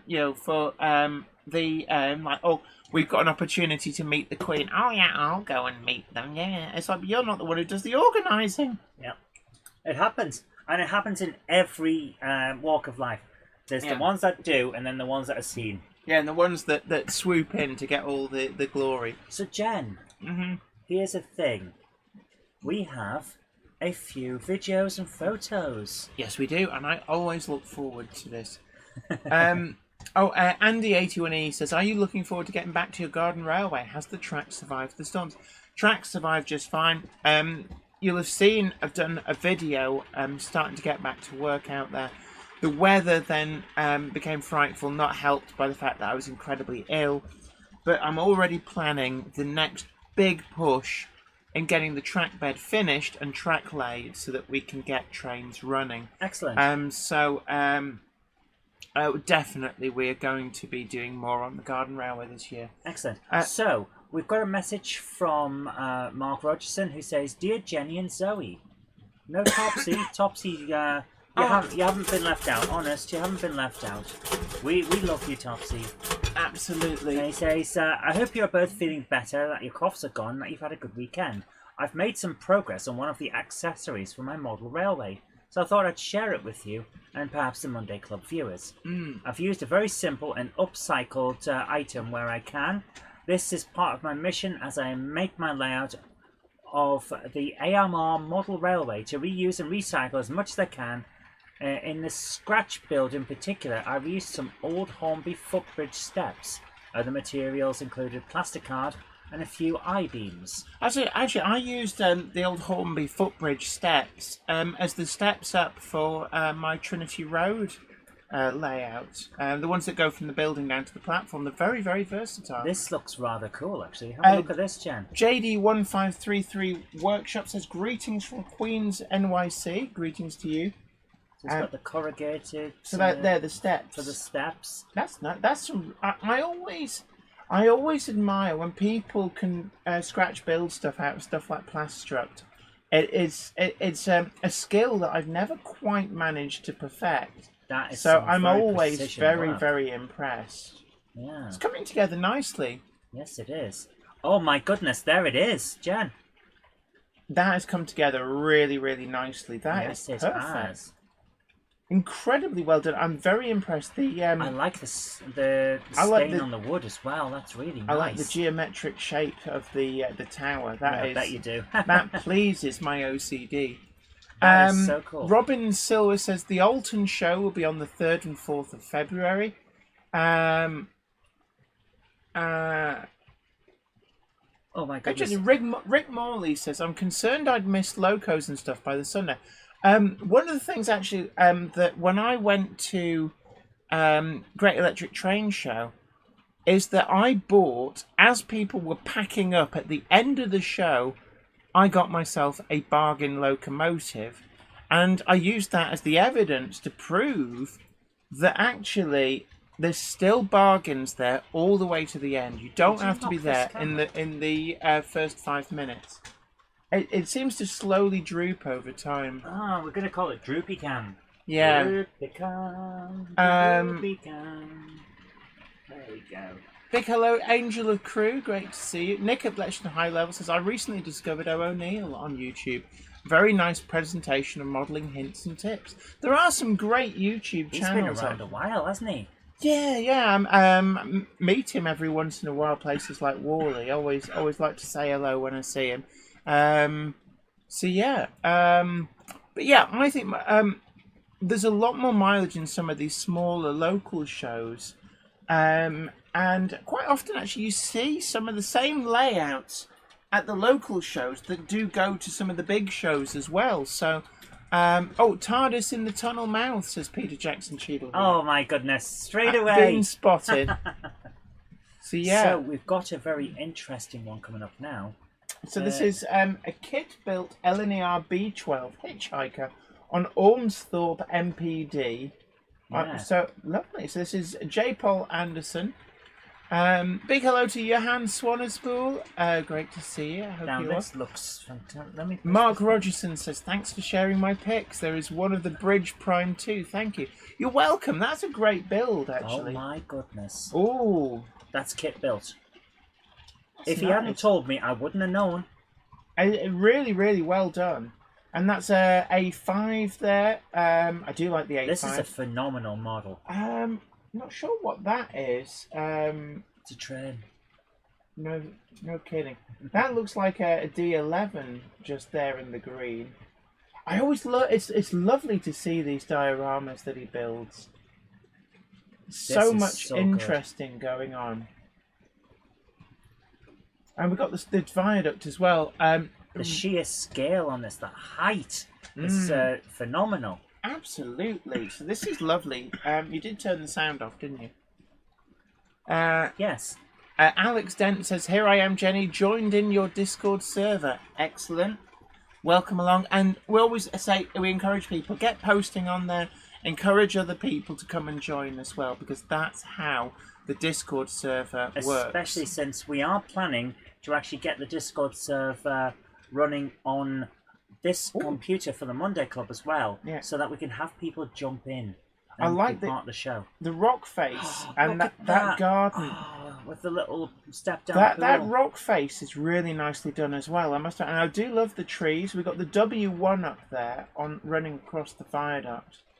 Really, really nice. And look at the colour mix in the trees. Yeah. Autumnal colours really do work. Okay, well. Ben Davis, Simpsons Hit and Run on my channel is Wednesdays. That's our Wednesday show. So no, I won't be playing it tonight. No. It's on Wednesdays. Wednesday. Tonight we're playing Space Crusade. Space Crusade. Yeah. Well, as in like Warhammer. As in the game Space Crusade. Oh wow. So big thank you for that. I really That was always wonderful. enjoy taking a look at those. That was models. absolutely wonderful. Thank you so much for sharing that. Sarah Davis says, when I went to the Manchester show, saw what I wanted within 5 minutes of entering, had a walk as didn't want to just buy the first thing I saw, went back later and it was still there, so bought it. Yeah. Yeah, Mark Wilson has been Mark Wilson may have come the in with the DeLorean. DeLorean, yes. Yes, so shall I bring that up? Yes. So Mark Wilson has been in with the DeLorean, and we can see Marty McFly trying to hide there, but we can see his life preserver. Yeah, what's with the life preserver? And the Brute trolleys, such a big thing on stations right up until the very early 90s. We've got all this grime on it, and it looks it looks like if you touched it, it was real. Anfield Road layout and the loft, big hello to you, says hi to all in the chat. Ooh. Walter Hope Valley Railway Enthusiast says, I like the viaduct.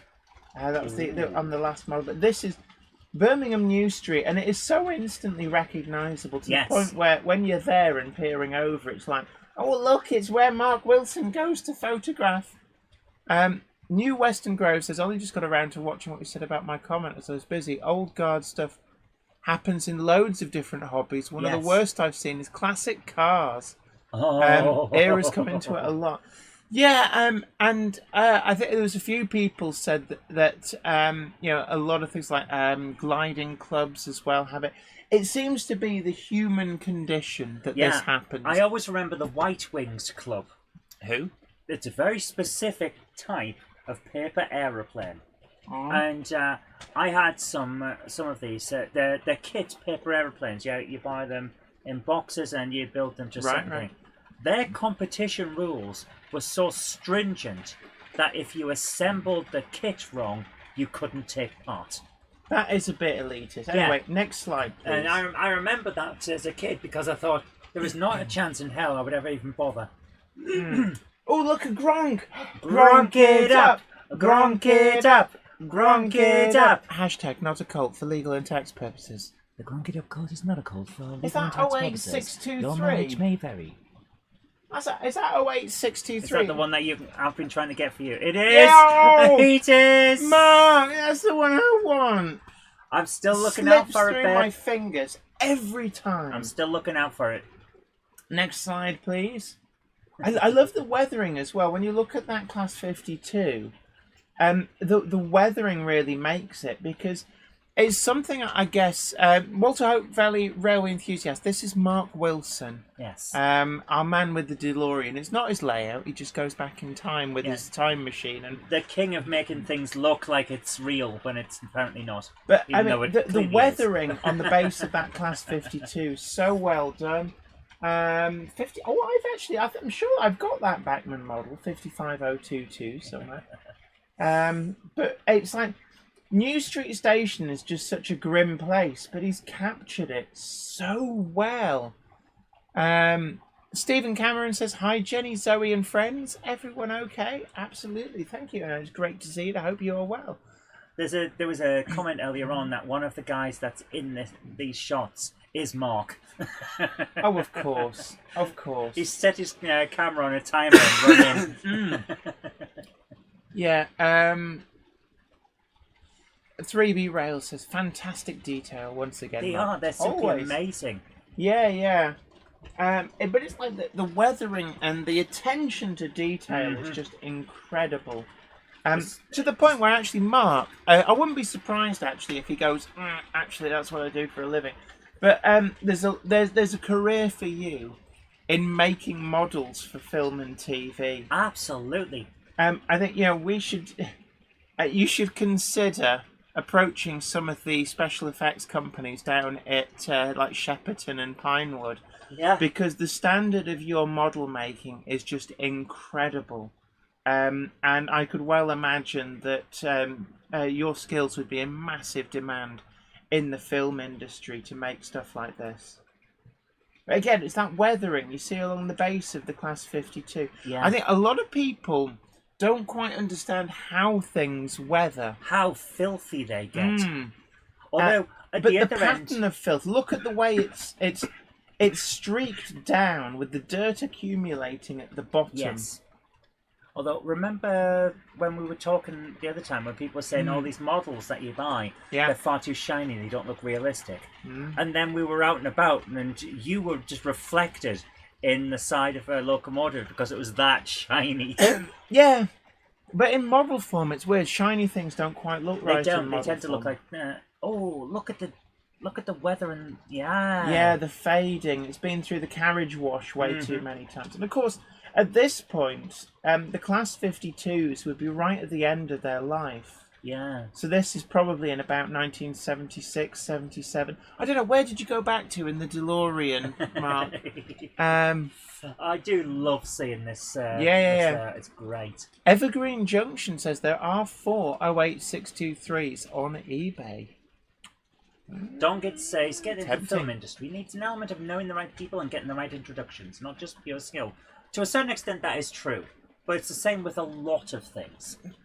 Can I just say I do know the right people, I just don't have this level of skill. So if Mark really wanted me to, I could forward these pictures on to, I certainly know one film director, and because... Mark Wilson says, "Wow, that's interesting. Thank you for your kind comments." Yeah, if you're interested, Mark, I do know some people in the film industry, and I would quite happily forward these on and see. No promises. I tried to hook up. No one can make promises. I tried to hook up the music producer that I do work with. You tried to hook up the guy from Digitizer as well. So it's not a guarantee, but definitely, if you want me to, I can. Iron Horse Railway says, "Jen, I've been given the time off from work, so I can indeed come with you to Keighley. So there will be a strange smell in the room as both I and Iron Horse Railways will waft in to the Keighley Model Rail Show." First weekend of March. I will double check that. I'm going to post some stuff up actually on. Waterhawk actually makes an interesting point. Can we drop a link for Mark because he can't find him on YouTube? I don't know if Mark has. I don't think channel. Mark has a YouTube channel. Mark, let us know otherwise, but I believe he just shares the pictures online. Yeah. Mark Wilson says 1976, so I guessed the date pretty much correctly. Yeah, So go on, then I'll give you that. So just This is after interesting. we've been watching the Sweeney, we're getting into that. So it's like Oh, the like the Sweeney's year great. the year after the Sweeney starts. This is We're the flying. No, what was it? We're the Sweeney, and we haven't had our lunch. Jen, You slay. the D number here, Yes. etched plate, Yes. looks good. Yes. The Looks Class really good. 52s never had tops numbers applied. And that's always the big mystery for me. That the Class 52s lasted till 1977, but never got their 52 whatever number. So that would have been 52052. And yet other locomotives that were withdrawn earlier, like a lot of the Class 24s had gone by 1977, and yet most of them got their 24 numbers, which is weird, really, really weird that they never got a tops number. And I've never quite got to the bottom of why. They did it just to confuse you. Yeah, They knew Mark- you would come along. Mark Wilson confirms he's not on YouTube. Name a Gamer YT says, thanks Jenny, happy husband tonight. Thanks to your mention of Kerno model railways for good deals, ×4 rail freight, HAA hopper wagons arrived safely today. He's wanted these for a long time. You're absolutely Fantastic. welcome. And it was what I was trying to do with the bargain crawl, was to show to people that this hobby is not necessarily as expensive as you think. Yes. Being Mozza, though, just think about that. The Class 52s wouldn't need new plates. You just take the plates off and paint the number on the side, just like they did with any others. So next up, we have a message from Richard Swiderski. Hope you're both feeling better. Sending a video to A show. lot better than we were, but still not 100%, it must be said. So The we've got 73s are behaving. It shined its wheels up now, so it's... We've got the 86259 Les Ross speeding through Hertford Station in Cheshire on the late-running Winter Cumbrian Mountain Express rail tour from London to Carlisle. Now that sounds interesting. So, here we go. Oh, that's interesting. B Modest says there weren't any plates. No plates.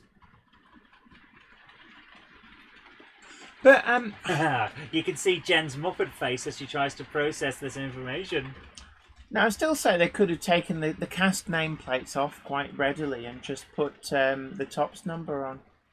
Here we go. I guess that in some respects, maybe the Beep, Class beep. 52s lasted longer than they That's an expected. interesting paint scheme. Very bright. Bright blue, bright white. Oh, it's what they bright call yellow. electric blue. So when the electrics were first introduced, they came out in a shade of blue. Some people call it rail blue, but it's not really. It's like an electric blue. It's got a crest on and the white cab front. So I quite like it. It's interesting. It's eye-catching. Yeah. And certainly you can imagine when these were first introduced, that would have looked very modern. Ben Tullett says what's on all of our minds. Wow, it looks so real. Yeah. It really does. And Jennifer Horton, no, the Hymex didn't get tops numbers either, although 35017 has run as such in Dutch livery in preservation. So the 135 did get a tops number in preservation, just like a couple of the Class 14s did in preservation, but never when working with BR. Now I've got the Sweeney's tune in my head. B. Mozza says maybe the Western region did not want to get rid of the number plate, and higher up would not let them make new 52 XXX plates. I don't know. I guess all of the hydraulic locomotives were fairly early casualties. So we were looking at the classes 41, 42, and 43 disappearing by 72. The 35s as well were a fairly early casualty. So the 52s were like the last man standing. It already lost the Class 22s as well. So I guess the writing was already on the wall. Yeah. And the chances are Topsy will twiddle his brown enough at that. The chances are that none of the 52s went through a heavy general overhaul and repaint in the last 4 or 5 years of their running, so they never got the opportunity to be renumbered. Next up, we have a message from Edward Elric, who says, "This is what I've been building for my next layout." Ooh. So, Been doing the my Metcalf. goodness! You're a fan of Metcalf, so I'm bringing that These up on look screen. amazing. Oh, that's the castle. The castle looks lovely. But it's These the look farm. fantastic. Yeah, Peter Jackson, Cheadle Heath. Yeah, 1977 was when the 52s were finally withdrawn. But I suspect Wow, that these look perfect. um, That is a real professional job there. I suspect that the 52s were slated for withdrawal, probably from the early 70s, and This the is chances much higher are quality than I can do. they were withdrawn as they needed a heavy general overhaul. They look great, Edward. Thanks for saying Iron that. Horse Railways says, I'm still trying to convince Jen to do an overnighter at Keighley so we can go and play on the Keighley and Worth Valley Railway next day. That's come out quite nicely, Yeah, that High looks Street. great. Owen at Northgate. Big hello to you, great to see you, and I hope I find you well. Degree of lateness. Gandalf? I was eating biscuits.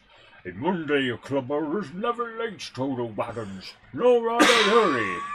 They arrive precisely when they mean to. Thanks, I'm going back Gandalf. to my biscuits now. That it really is a good looking high street that he's done there.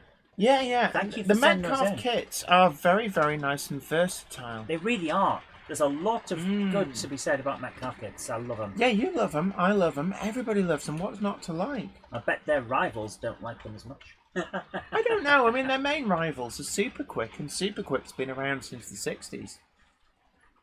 And I quite like Super Quick kits as well. Much more limited range, although they started to expand them recently. I guess competition is good. It encouraged Super Quick to start adding to the range in a way that they hadn't done for a very long Competition is a time. fantastic thing. So we got a message from Phil Metcalf saying he's got a Kato chassis cheap to try and make a cheap toy engine. Might have to make a blue stuff mould and do a tinted clear resin ghost train. Well, I like the idea of Can that. I just say, Tram Fabrique has some stuff which you might find of interest. And that's all we got for. Are we clearing the backlog? Yeah. I mean, people not sending in as much as they used to. Ironhorse says, Zoe, do you have any of the N-scale Metcalf kits up there to show off? I need to get an eye for scale. Unfortunately, I don't have any up here with me Not at the up moment. here. Last two Hymex, says Will Tucker, were withdrawn April the 5th, 1975. So a couple of years before the 52s were gone. But even Actually, so... give me a second. I'll go and get a Metcalf kit. Even so, though, I mean, there was locomotives getting their tops renumberings in the early 70s. I just hurt my back. Oh, careful. Although the Class 04 shunters never got, none of them got renumbered. Though I think they were all gone by 72. So, I don't know. I'm trying to think of a locomotive. The Class 02. 3 of the Class 02s got tops numbers, and I think they were fairly early withdrawals as well.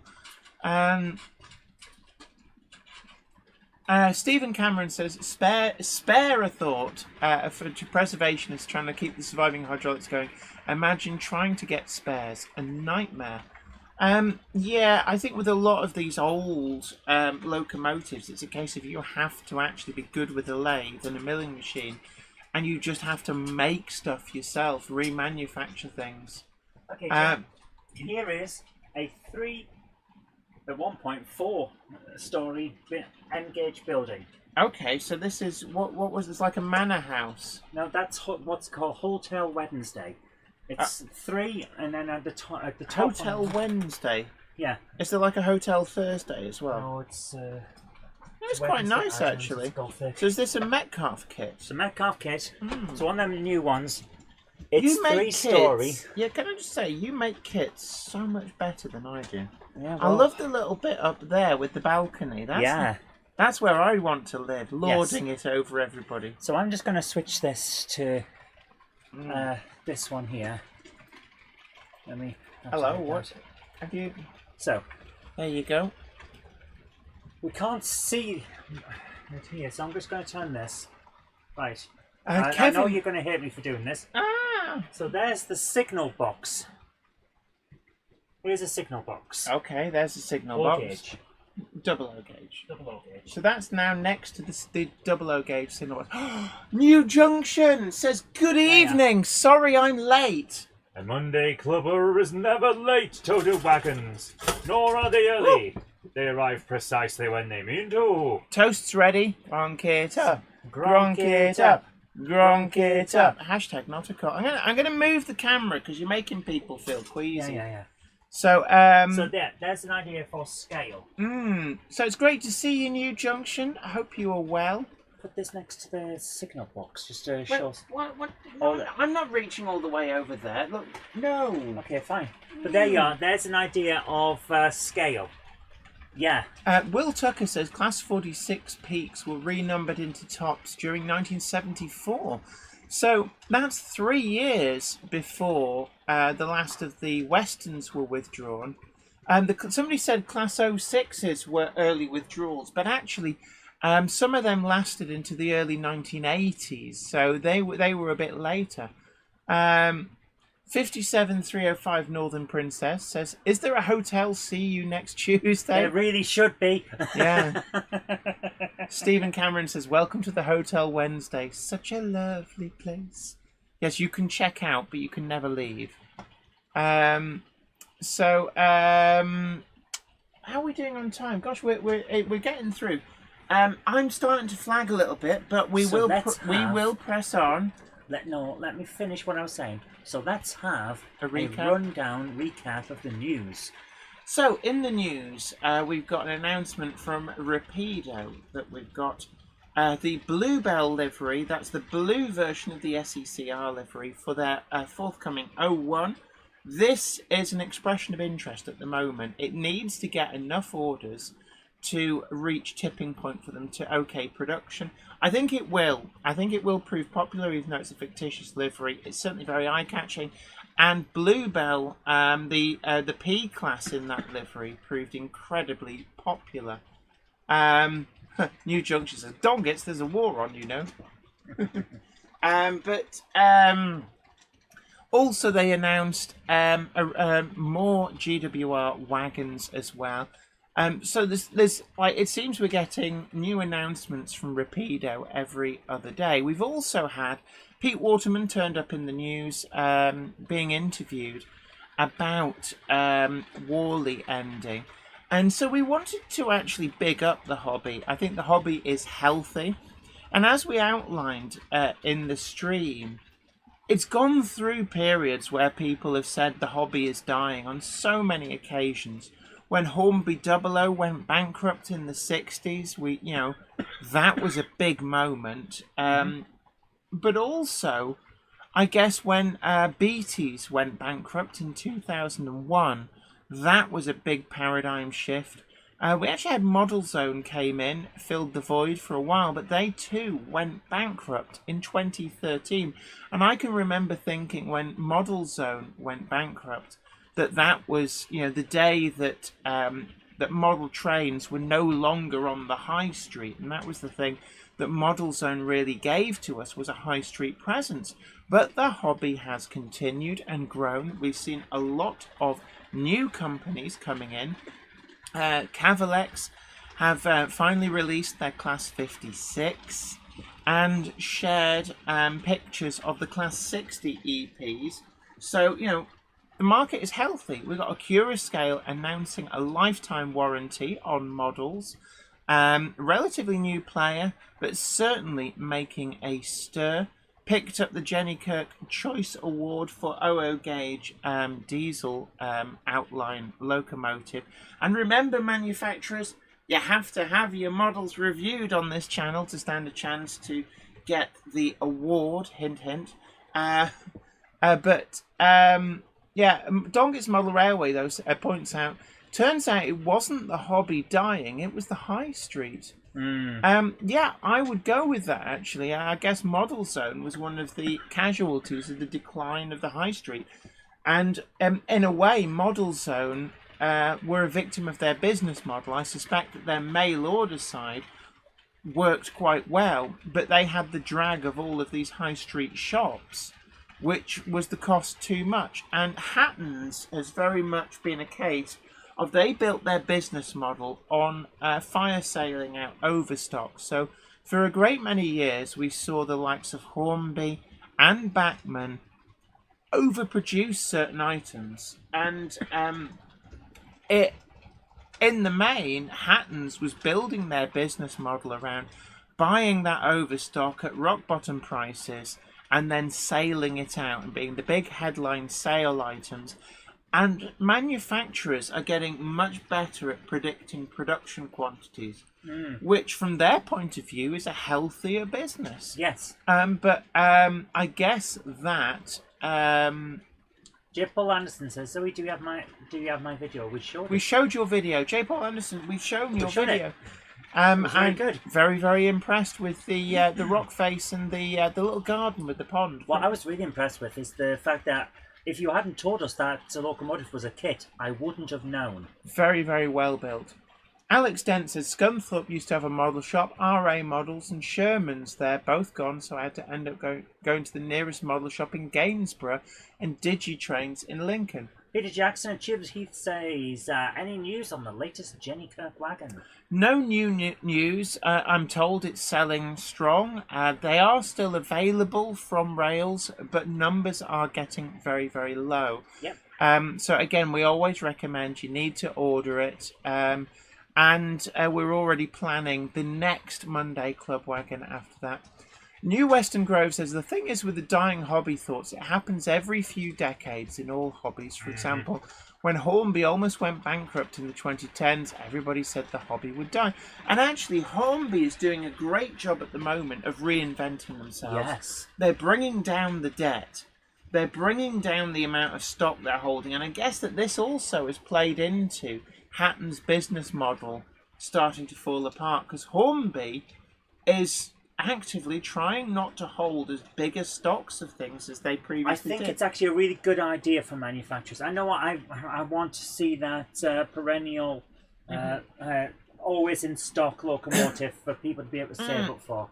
However, it's not a good idea from a manufacturer's point of view to have stock that just sits there in a warehouse, taking up space and depreciating. Exactly. And, you know, so we're in a new era, which kind of came in the US with Rapido, with them almost like a made-to-order, where if you didn't order it in advance, then you weren't getting one. And from a business point of view, it means that the hobby is very healthy. Yes. And even if you're not getting the fire sale bargains, it's like, oh, this is no good. Well, actually, the fire sale bargains were a symptom of a malaise in the hobby, which has been fixed. And we're seeing Hornby really making great guns with the HM7000 system. Has been a massive game changer, and I think I did see a comment, and then you started talking, so I never got to read it out.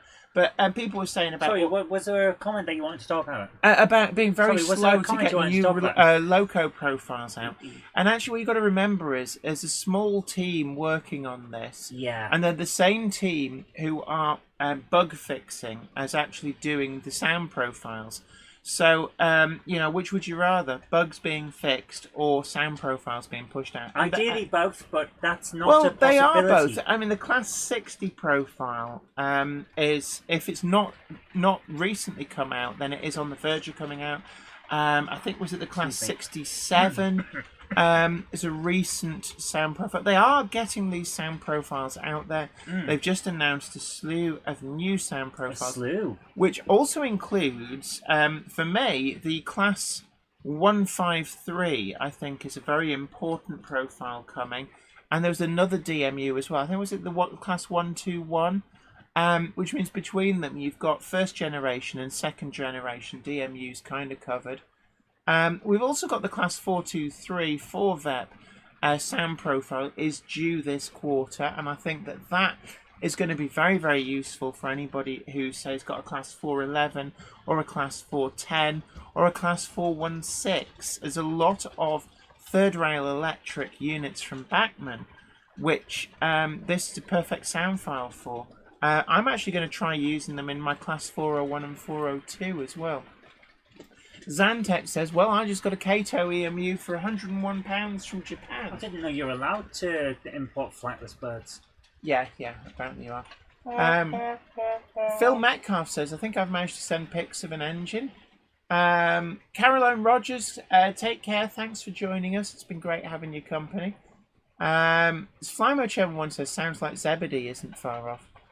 And Zantex says, are the 153 and 156 sharing a common sound profile? I suspect they are. The 153s, were they not weren't they originally some like Class 155s that were split in two and had a small driver's cab at the non-driving end added?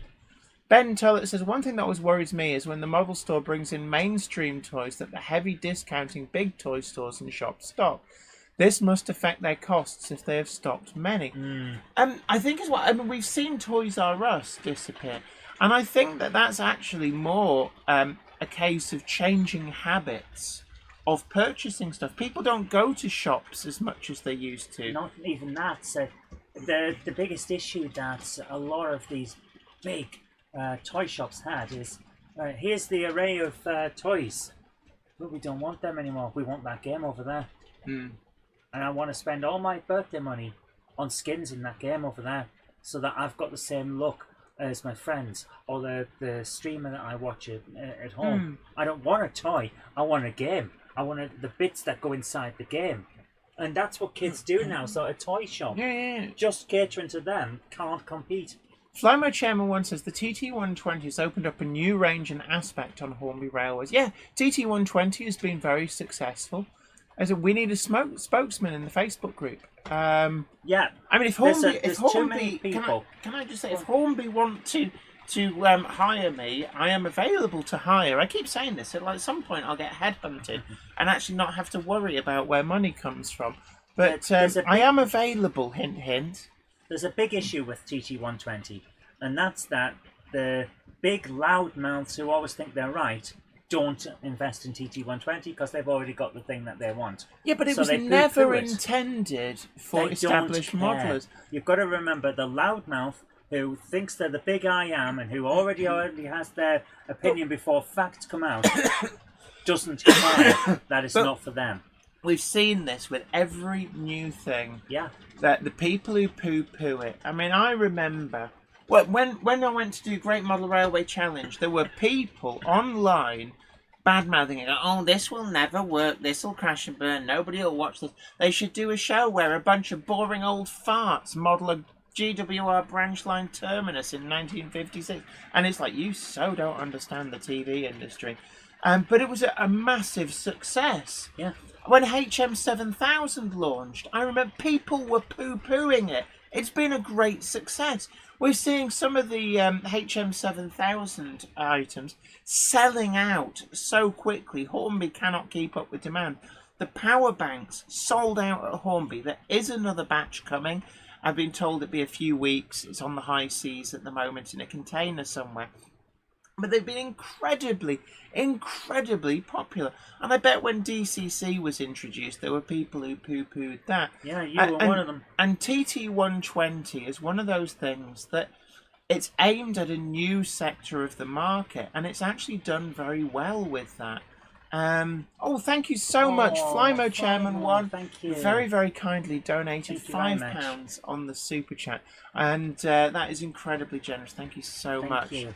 Donkits actually has an interesting point. The one thing I really, really want from TT120 is a second manufacturer. Yeah, yes. I mean, this is some... Hellion were going to do it, and then Hornby announced all the same models, and I'm not sure what was going on there, whether it was by accident or by design. I'd like to think it was just by accident. But Hellion pulled out, and now that TT120 is nicely established, it would be nice to think that maybe Hellion might revisit that decision. We do have Pico, and the only things that they don't produce are locomotives. So in terms of rolling stock, we do see those coming from Pico. I think you're right. Another manufacturer would help expand the range, but it's still early days on TT120. You've got to give it time for the range to slowly expand. But What we've got so far is really good. Yeah, we've got a nicely established thing.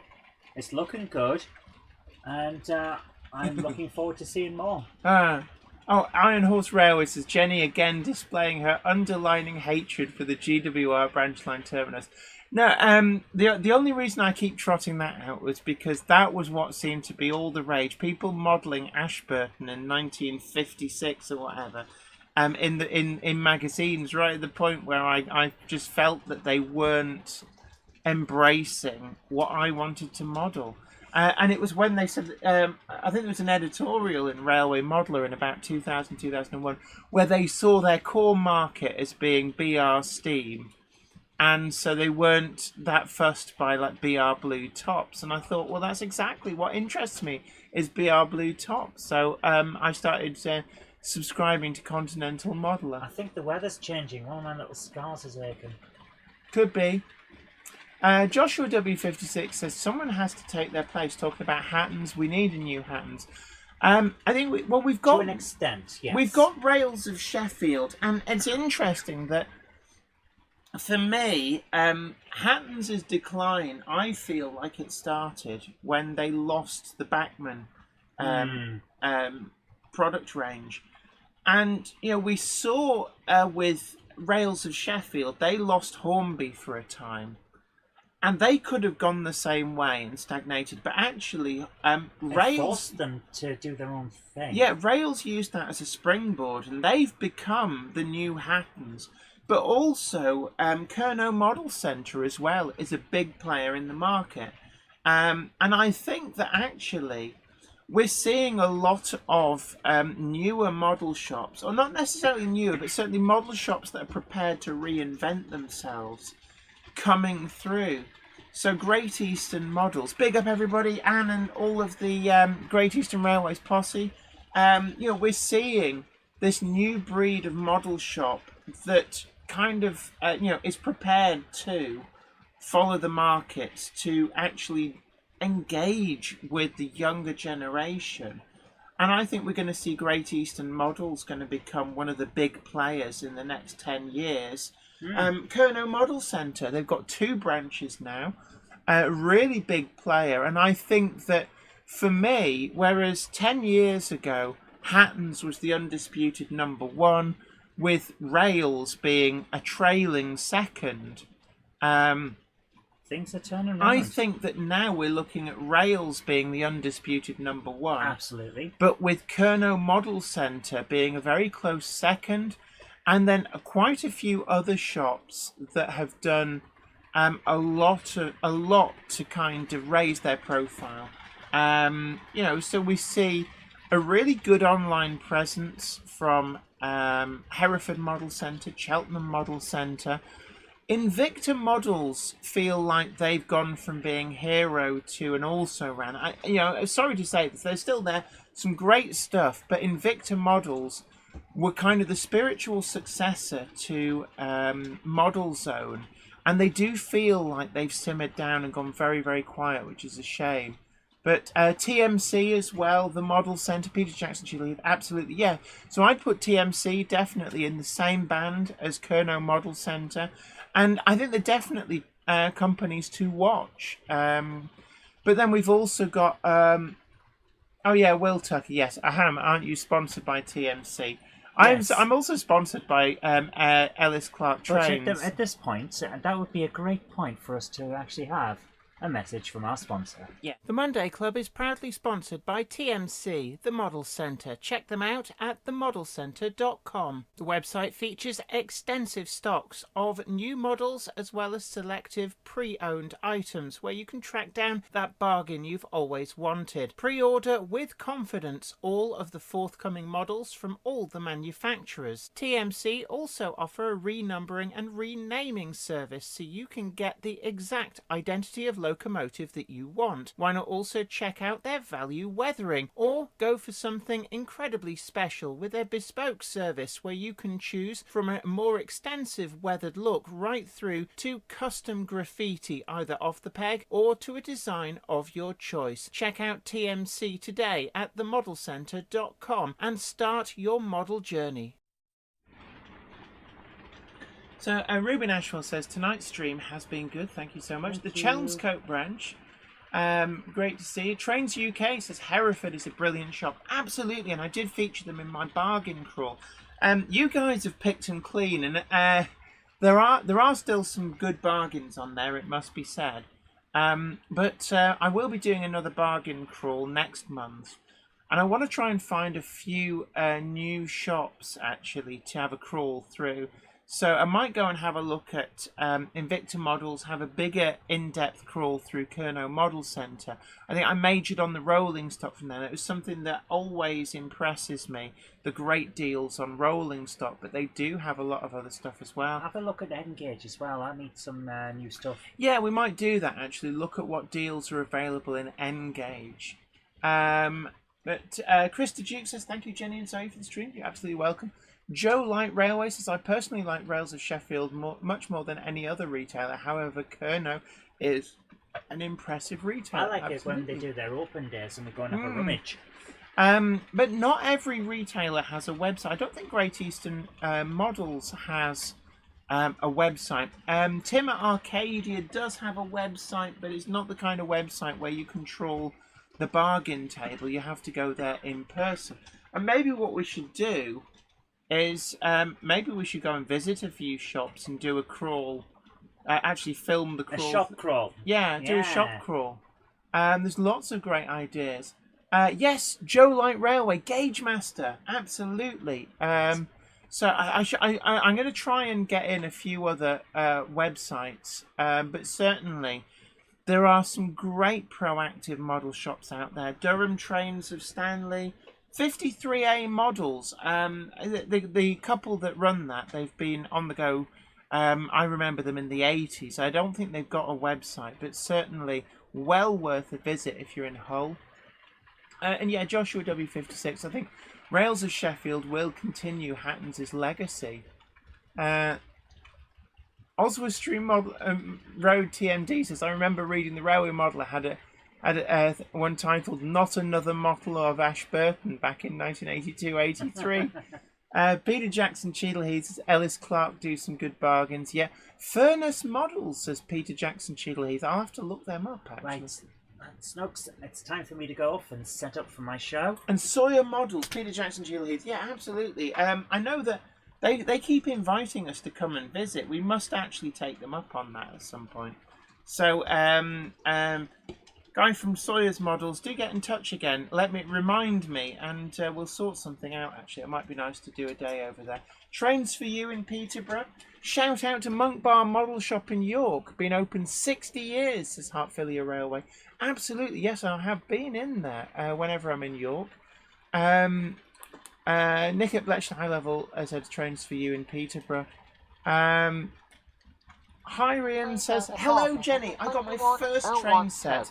I went to Engage. It's really good if you've got a space issue. You can get a lot with Engage in the space. But we're now we're past 9 o'clock, so we're going to start winding down. And the Cupboard Monkey will be doing the Monday night all request retro gaming goodness show, and you will get the option to move straight on over from this stream. Just click the button, and you will amazingly rock up in the audience for Zoe.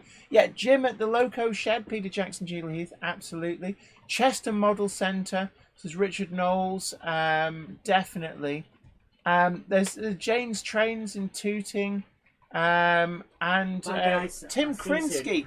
Big hello to Tim Krinsky. Great Hi, to see you. Tim. And thank you so much again. I do name check you in Wednesday's video for thank you for your generosity for this Gronk. Gronk it up. Gronk it up. Gronk it up. Hashtag not a cult. Yes, Jen. Yes. You talked over the announcement. I didn't know whether you were going to do one or not. So there's the Oh, the right. announcement. Apparently, I need to play the announcement, so I'll do that in a bit. But look, big hello to Mel, says I am great and I'm keeping in the shade. Oh gosh, of course, it'll be quite warm at the moment over in Australia. So there's a lot of great model shops. So another Barbie on the shrooms. Yeah. And it's just to round off, the hobby is nice and healthy. Yes, we don't have model shops on every high street, but we also don't have Marks and Spencers on every high street anymore. And I think that it's the model shops that have reacted to what the customer wants are doing very, very well. I'm certainly talking to Alex at TMC. He paints a very rosy picture of the hobby. And really, it's easy to become obsessed about the reasons why Hatton's decided to call time on 77 years of trading. But the reality is that it's very specific and down to a business model that had faded away. Joe Light Railway says, the loco in my Western Rambler train set keeps on stuttering when it goes around the track. Can you explain how I can fix it, why it does that when it's all brand new out of the box? First protocol, check the pickups. If you turn it upside down, grab hold of the wheels and just move them from side to side and look down. You'll see the pickup wipers, they've sprung. If they lose contact with the wheel at the extremities, then you know that they need adjusting. Just got to very carefully bend them so that they're always pressing against the backs of the wheel. And that does wonders for the performance of your models. Spongate Junction says classic train and motorbus in Leamington. There's lots of good shops, although Jerry BVR says we need more shops in Ireland. I think Murphy's Models in Dublin is the only one I know of. But yeah, definitely the hobby is healthy. Don't listen to the clickbaity media that's trying to do us down. I've never known it so buoyant in terms of new models. And definitely, I mean, look at the audiences that videos on YouTube about model railways get. There's definitely a very healthy market, and we're seeing a lot more newcomers. But look, it's just got time for me to say thank you for joining us. It's always an honour to have your company here on the Monday Club. And until next time, you take great care of yourself. Happy modelling. Bye for now.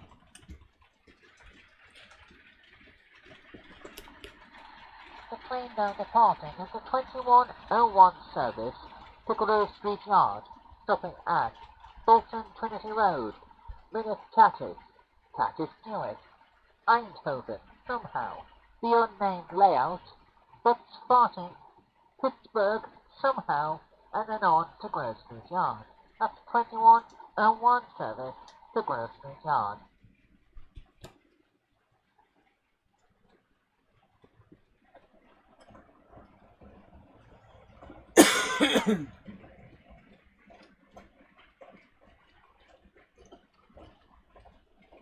Also, yes, don't forget Doncaster show in a couple of weeks' time.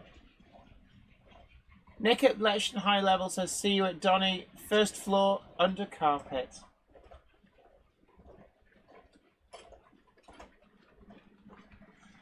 Also, don't forget to tickle that like button, share this stream to social media, and if you haven't already done so, do please subscribe to the channel and ring the notification bell to be the first to know about new videos as and when they go up.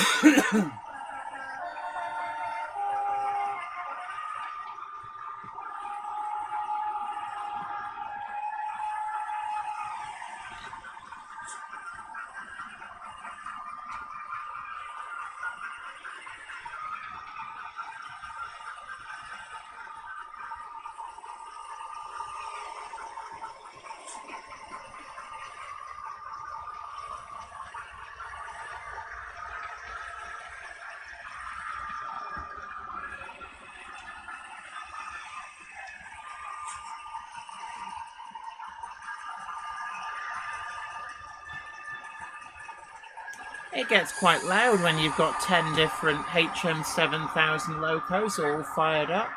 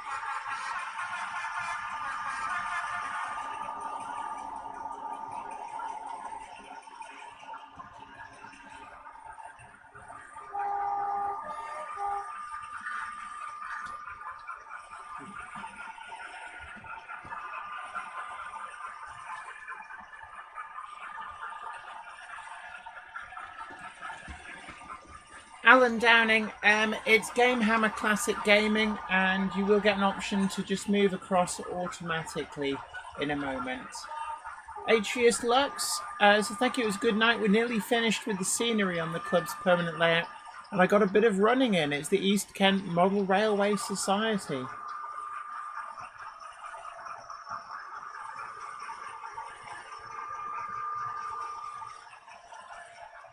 So don't forget to name check your local model railway club. If you're happy to promote your local model railway club, let us know where the good clubs are at.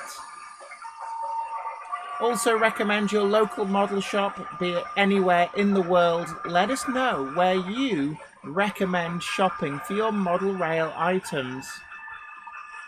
Gosh, it's getting loud up here. I've got 10 different locos all sound fitted doing their thing.